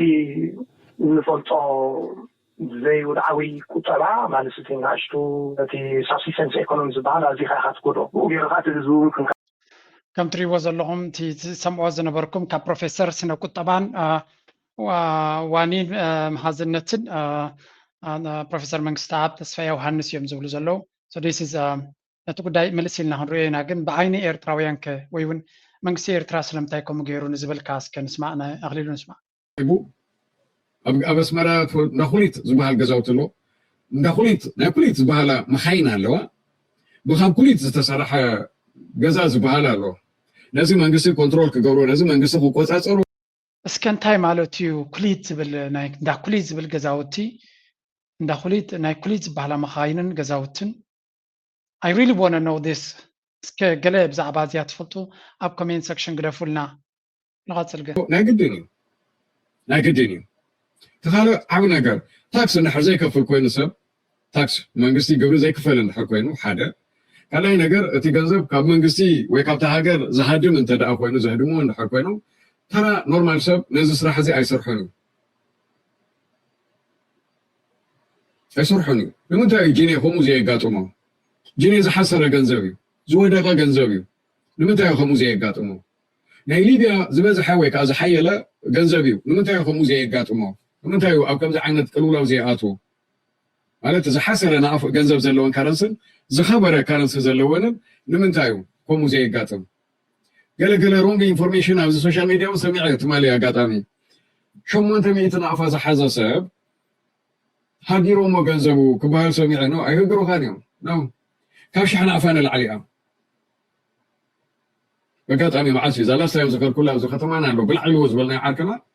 كني على كايلونات بوليس شحن 600 شحن 800 قال لي حكيها عنيره فغيدو دما نعبل عيد ويلو صويعو تنترف يبوه قال كان زمو خوانو اكزيت فيزا توقع خلافان اميغريشن ابتي ايربورتن كاوشحنا افا نلعلي ገንዘብ ሒዝካ ክትወፅእ ኣይፍቀደካን እዩ ዝብል ሕጊ ኣሎ። ናይ ሰብ ፓስፖርት፣ ናይ ሰብ ዶክመንት፣ ናይ ሰብ ዝኾነ ይኹን ዓይነት ካላካን በር ሰርቲፊኬት ክኸውን ይኽእል፣ መሬት ሰርቲፊኬት ክኸውን ይኽእል፣ ደት ሰርቲፊኬት ክኸውን ይኽእል፣ ሒዝካ ክትወፅእ ኣይትኽእልን ኢኻ። ኣለዛ ብዝምልከቶ ኣካል ኣፍልጦ ተዋሂብዎ ውክልና ተዋሂቡካ ክትወስዶ ተዘይኮንካ እዚ ሕጊ እዩ። ድሕሪ ካብ ሸሕ ንላዕሊ ሒዝካ ከይትወፅእ ትብል ሕጊ ላ ኮይና ንምንታይ ኣነ እታ ሕጊ እቲኣ ዝጥሕሳ? ካብ 10,000 ዶላር ንላዕሊ ሒዝካ ክትወፅእ ሒዝካ ክትኣቱ ዲክሌር ግበሮ ዝብል ሕጊ ናይ ኣሜሪካ እንድሕር ኣለዎ ተኽብሮን ዘኽብሮን ኮይነ ንምንታይ ነቲ ናይ ኤርትራ ሕጊ ዘየኽብሮ? መርሓባ ዲና ወልካም ኩላኩም ሶሪ በብሓደ ከይፅውዕ መርሓባ ከምዛ እትሪእዎ ዘለኹም ናይ ኤርትራ ፐርስፔክቲቭ ድማ ኢኹም ትሰምዕዎ ዘለኹም ብኩሉ መንገዲ ክበኩም ስለ ዘሎ እዚ ሚድያ እዚ ብዝተኻለና መንገዲ ናይ ዝተፈላለዩ ሪቶታት እውን ከነእንግድ ኢና ንደሊ። ስለዚ እቲ መንግስቲ ኤርትራ ስለምንታይ ከም ይገብር ከም ዘሎ ካብ ምንታይ ዝብገስ ክኸውን ከም ዝኽእል በቲ ሓደ ንክንርዳእ ዘርእየና ክኸውን ከሎ በቲ ካልእ ድማ እቶም ነቲ ቁጠባ ዝርይዎ ድማ ዝብልዎኻ እቲ ባላንስ እቲ ሳብሲስተንስ ኢኮኖሚ ዝበሃል ኣዝኻ ኢኻ ትጎድኦ ብኡ ጌርካ እቲ ህዝቡ ክንቀሳቀስ ዘይክእል ናይ ቁጠባ ሽግር የስዕበሉ ማለት እዩ እቲ ምክንያት ፍሉጥ እዩ እቲ ምክንያት እቲ ስርዓት ኣብ ኤርትራ ዘሎ ወይ ከዓ መንግስቲ ንሱ ክቆፃፀሮ ስለዝደሊ እዩ ምክንያቱ ኣብዚ እዋን እዚ እንተሪእዮ ብዙሕ ኣብ ዶባት ይኹን ገለኹም ሓደ ሓደ ብዙሕ ነገራት ክካየድ ጀሚሩ ኣሎ ንኣብነት ሕጂ ብወገን ሱዳን ወገን ትግራይ ወዘተ ከም ቀደሙ ይኮነን ብዙሕ ንሕና ዘይንፈልጦ ስጋብ ናቕፋ ብትግራይ ከይተረፈ ምንቅስቃስ ወይ ከዓ ከም መለዋወጢ ኮይኑ የገልግል ከም ዘሎ ንርኢ ኣለና እንታይ ማለት እዩ ሕጂ ናይ ካብ ትግራይ ወላ ካብ ጎንደር ወልቃይት ወዘተ ብዙሕ ነገራት ኣቱ ስለ ዘሎ ሕጂ ምናልባት እንተደኣ ብኡ ኣትዩ ትሰብ ብዝኾነ ሪሊ መንግስቲ ኤርትራ ኮይኑ ተሪፉ ናብ ዲጂታላይዜሽን ኣቲና ዲጂታል ሲስተምስ ብምትትታው ብሓፈሻ ስሉጥነት ናይ ባንኪ ብምስላጥ እዛ ሕጂ ዝገብርዋ ዘለዉ ዘላቂ መፍትሒ ንምግባር እውን ትጠቅም ትኽእል ትኸውን ዝብል እምነት ኣለና ኣነ ቢካዝ at the end of the day ንክንደይ ግዜ ኢኻ ከም እናበልካ ክትከይድ ብወረቃቅቲ ሓደ ከማን መን ይወደይ ተወራቅቲ ወላ ክሊል መስለኒ ተወራቅቲ ድከቱ ፀጊብ እዩ ካልእ መንገዲ ክፍጠር ኣለዎ ዝበለ መሲሉኒ investments. Why Eritrea needs a diaspora development fund. What if the billions of dollars sent home by Eritreans abroad could do more than support consumption and family survival? What if a portion of those remittances could become factories, solar plants, fisheries, logistics companies, and industrial parks? What if the Eritrean diaspora became not only a source of remittances, but also one of the country's largest sources of development finance? And what if by 2030, every Eritrean living abroad could say, I own a piece of Eritrea's economic future? ሓሳባት ናይ ኤርትራውያን እዩ ድማ እቲ ዲያስፖራ ዝበሃል ኪኖቲ ሓወላ ናብ ኤርትራ ትሰዶ ዘሎ ወፃኢ ገለ ክፋል ናይ ሓወል ናይ ቢዝነስ ምንጭ ናይ ኤርትራ ኮይኑ ኣብ ኢንዱስትሪ ናይ ኤርትራ ኣብ ትካላት ናይ ኤርትራ ኢንቨስት ክገብረሉ ዝኽእል መንገዲ እንተዝፍጠርሲ ንምንታይ ንኤርትራ መርባሓ ነይሩ ዝብል ሓደ ኣገዳሲ ቪድዮ ኣብ ሶሻል ኣብዚ ናይ ዩቱብ ክዘውር ከለኹ ርየ ብዙሓት ኤርትራውያን ብዙሕ ዝተፈላለዩ ሓሳባት እቲ ደገ ዘሎ ህዝቢ ብኸመይ ክሳተፍ ከም ዝኽእል ሪቶታቶም ይህብዮም ይፅሕፍዮም ብፍላይ ኣብዛ ናይ ባንኪ ብዙሓት ቅዱሳት ኤርትራውያን ሃገራውያን እየ ዝብለኩም እዚ ባንኪንግ ሲስተም ናትና ኢሚድየትሊ ሪፎርም የድልዮ ኣሎ ከምዚ ዲጂታል ሲስተም ከነተኣታቱ ኣለና ነቲ ህዝቢ ድማ ገንዘብ ኣብ ዝኾነ ግዜ ከውፃሉን ክእትወሉን ዝኽእል መንገዲ ክፈጥር ኣለና ብፍላይ ኣብ ዝሓለፈ ሓንቲ ቅድስቲ ኤርትራዊት ሰደደቶ ብዙሓት ሰባት ብትክክል ኣብቲ ባንኪ ሽግር ኣሎ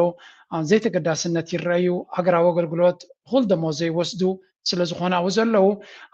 ወላ ኣብ መንጎ መንጎ ካልእ ተወሳኺ ስራሕ እንተረኺቦም ናብኡ ክኸዱ ይኽእሉ እዮም ዝብል ብወሳብ ብዙሓት ሰባት ሰዲዶም ላይ ኣለዉ ኣይኖ እቲ ኣነ ብወሳብን ብካልእን ዝረኽቦ መልእኽትታት ካብ ሃገራውያን ኣዝዩ ብዙሕ እዩ መብዛሕትኡ ኣብ ኣኸመይ የምፅኦን እየ ምክንያቱ ኮንፊደንሻል ስለ ዝኾነ ንዓታቶም እየ ክሰምዕ ዝደሊ እቲ ምስጢራውነት ናቶም ክዕቅበሎም ይደሊ እየ ወቅዒ ሓብረና ክሳብ ዘይበሉ ወይ እውን ነቲ ናቶም ብድምፂ ዝመፀኒ ነገራት ናብ ህዝቢ ክቅርበ ይደልን እየ ምክንያቱ ንዓታቶም እውን ተቃወምቲ ገለ ከምዚ ክለካ ይመስልኩም ብፍላይ ከማኻ ኤርትራዊ የልካ ትሕበ እንተለካ ከማኻ ሕቡናት ኣብ ዓመት ዝመላለሱ ሰባት እዮም እቶም ከምኡ ዝብሉን ዘለዉ ሽሞም ደይውፅኡ ገለ እንድሕሪልካ ስክፍታታት ስለ ዘለዎም ሃገረይ ይፈትዩ ኢሎም እዮም ዝጅምሩ ሃገረይ ይፈትዩ ኢሎም ድማ እዮም ዝውድኡ ታቲ ማሊ ሓንቲ ቪድዮ ኣምፅልኩም ዝነበርኩን ኣብ ታሕቲ ተሪኹማ ደስ ዘይበለትኒ ክፋል ኣገዳሲት ዘረባ ከይገለፅኩ ስለ ዝወዳእኽዋ እያ እዛ ናይ ብዛዕባ ባንኪ ናይ ኤርትራ ትብልሲ ኣብ ታሕቲ ተሪኹማ እንታይ ትብል መሲልኩም ድሕሪ ሕጂ ዓመት ንኤርትራ ክኸይድ ከለኹ ብናፃ ነቶም ናይ ኤርትራ ናይ ባንኪ ሰራሕተኛታት ነቲ ዘለና ኣብዚ ምዕቡል ዓለም ዝረኸብኮ ተመክሮ ከካፍሎም ብናፃ ምስ መንግስቲ ኤርትራ ንክሰርሕ ወሲነ ኢላ the experience made me promise myself that every summer I will volunteer in Eritrea and contribute to whatever way I can to help modernize and strengthen our banking system. ስለዚ I truly believe our people deserve better and I hope to be part of that positive change. ስለዚ ኣብ ባንኪ ናይ ኤርትራ ዝሕቱን ዝኾነ ሰርቪስስ ከም ዝረኸበት ከም ዘቆጣዓ ግን መፍትሒ ረኺባ ንዑ ምንቃፍ ጥራይ ዘይኮነ ኣነ በዛ ነብሰይ ዓመታዊ ክኸይድ ከለኹ ናተይ ጉልበትን ዓቕምን ተመክሮን ከካፍል ድልውቲ ኢላ ስለዚ ከምዚ ኢሎም ነቲ መንግስቲ ኤርትራ ለውጢ ንክመፅእ ዕቤት ንክመፅእ ሲስተም ናትና ኣፕግሬድድ ኮይኑ ቴክኖሎጂ ክንዓጥቕሞ ምዕቡላትን ቅልጡፋትን ክንከውን ክንሕግዝ ኢና ኢሎም ዝህቡ ነቐፌታ ከተተባብዖም ጥራይ ዘለካ ከምኡ ድማ ነቲ ነቐፌታ ናብ ዝምልከቶ ክትገብር እዩ ዝግባእካ ብግምጣሉ ንዘሎ ፀገም ከምዘየለና ገበርካ ሓሳዊት ሰብ ከምዚ እናበልካ ምግባር ፀገም ኣይፈትሓልናን እዩ ስለዚ ነዚኣ እውን ናባኹም ከብላየ ካብ ህዝቢ ኤርትራ ድመፅእ ኣይኖ ስለምንታይ ኢኻ ተውፅኦ ገለ ትብሉኒ ምክንያቱ ብምስጢር ንኩሉ ሰብ ናብቲ ዝምልከቶ ክንሰደውን ኣይንኽእል ኢና ነዛ ትሕዝቶ እዚኣ ሕጂ ናብቲ ባንኪ ዝሰርሕ ዘሎ እንተብፅሕያ ውልቃዊ ሕርቃን እውን ከምፅኣሉ ክእል እዩ ብፓብሊክ ተኮይኑ ግን ብቐጥታ ንሓደ ሰብ ኣይኮና ንነቅፍ ዘለና ብዓብዪ ስለዝኾነ ዝምልከቶ ኣካል ዘድሊ ነገር ክገብር ይኽእል ኩሉ ግዜ ኣብዚ ፓብሊክ ዝመፅእ ነገር ነቲ ነገር ንምፅራፍ ኣይኮነን ለውጢ ብኸምዩ ዝመፅእ that's why ሚድያታት ኣብ ዓለም ኣገደስቲ ዝኾኑ ንመንግስትን ክሰርሕ ሚድያ ኣገዳሲ እዩ በዚያ ብምባል ወዲና ኣለና ላይክ ምግባር ኣይትረስዑ እናበልና ክንሰናበተኩም ኢና ሓግዙ ፕሊዝ ተስተብለሉ ኣለው ቅድሜኻ ገስገስቲ ዝመስሉ ልዋም ለይቲ ዝኸልቁ ሰብ መሰል ተኳሉ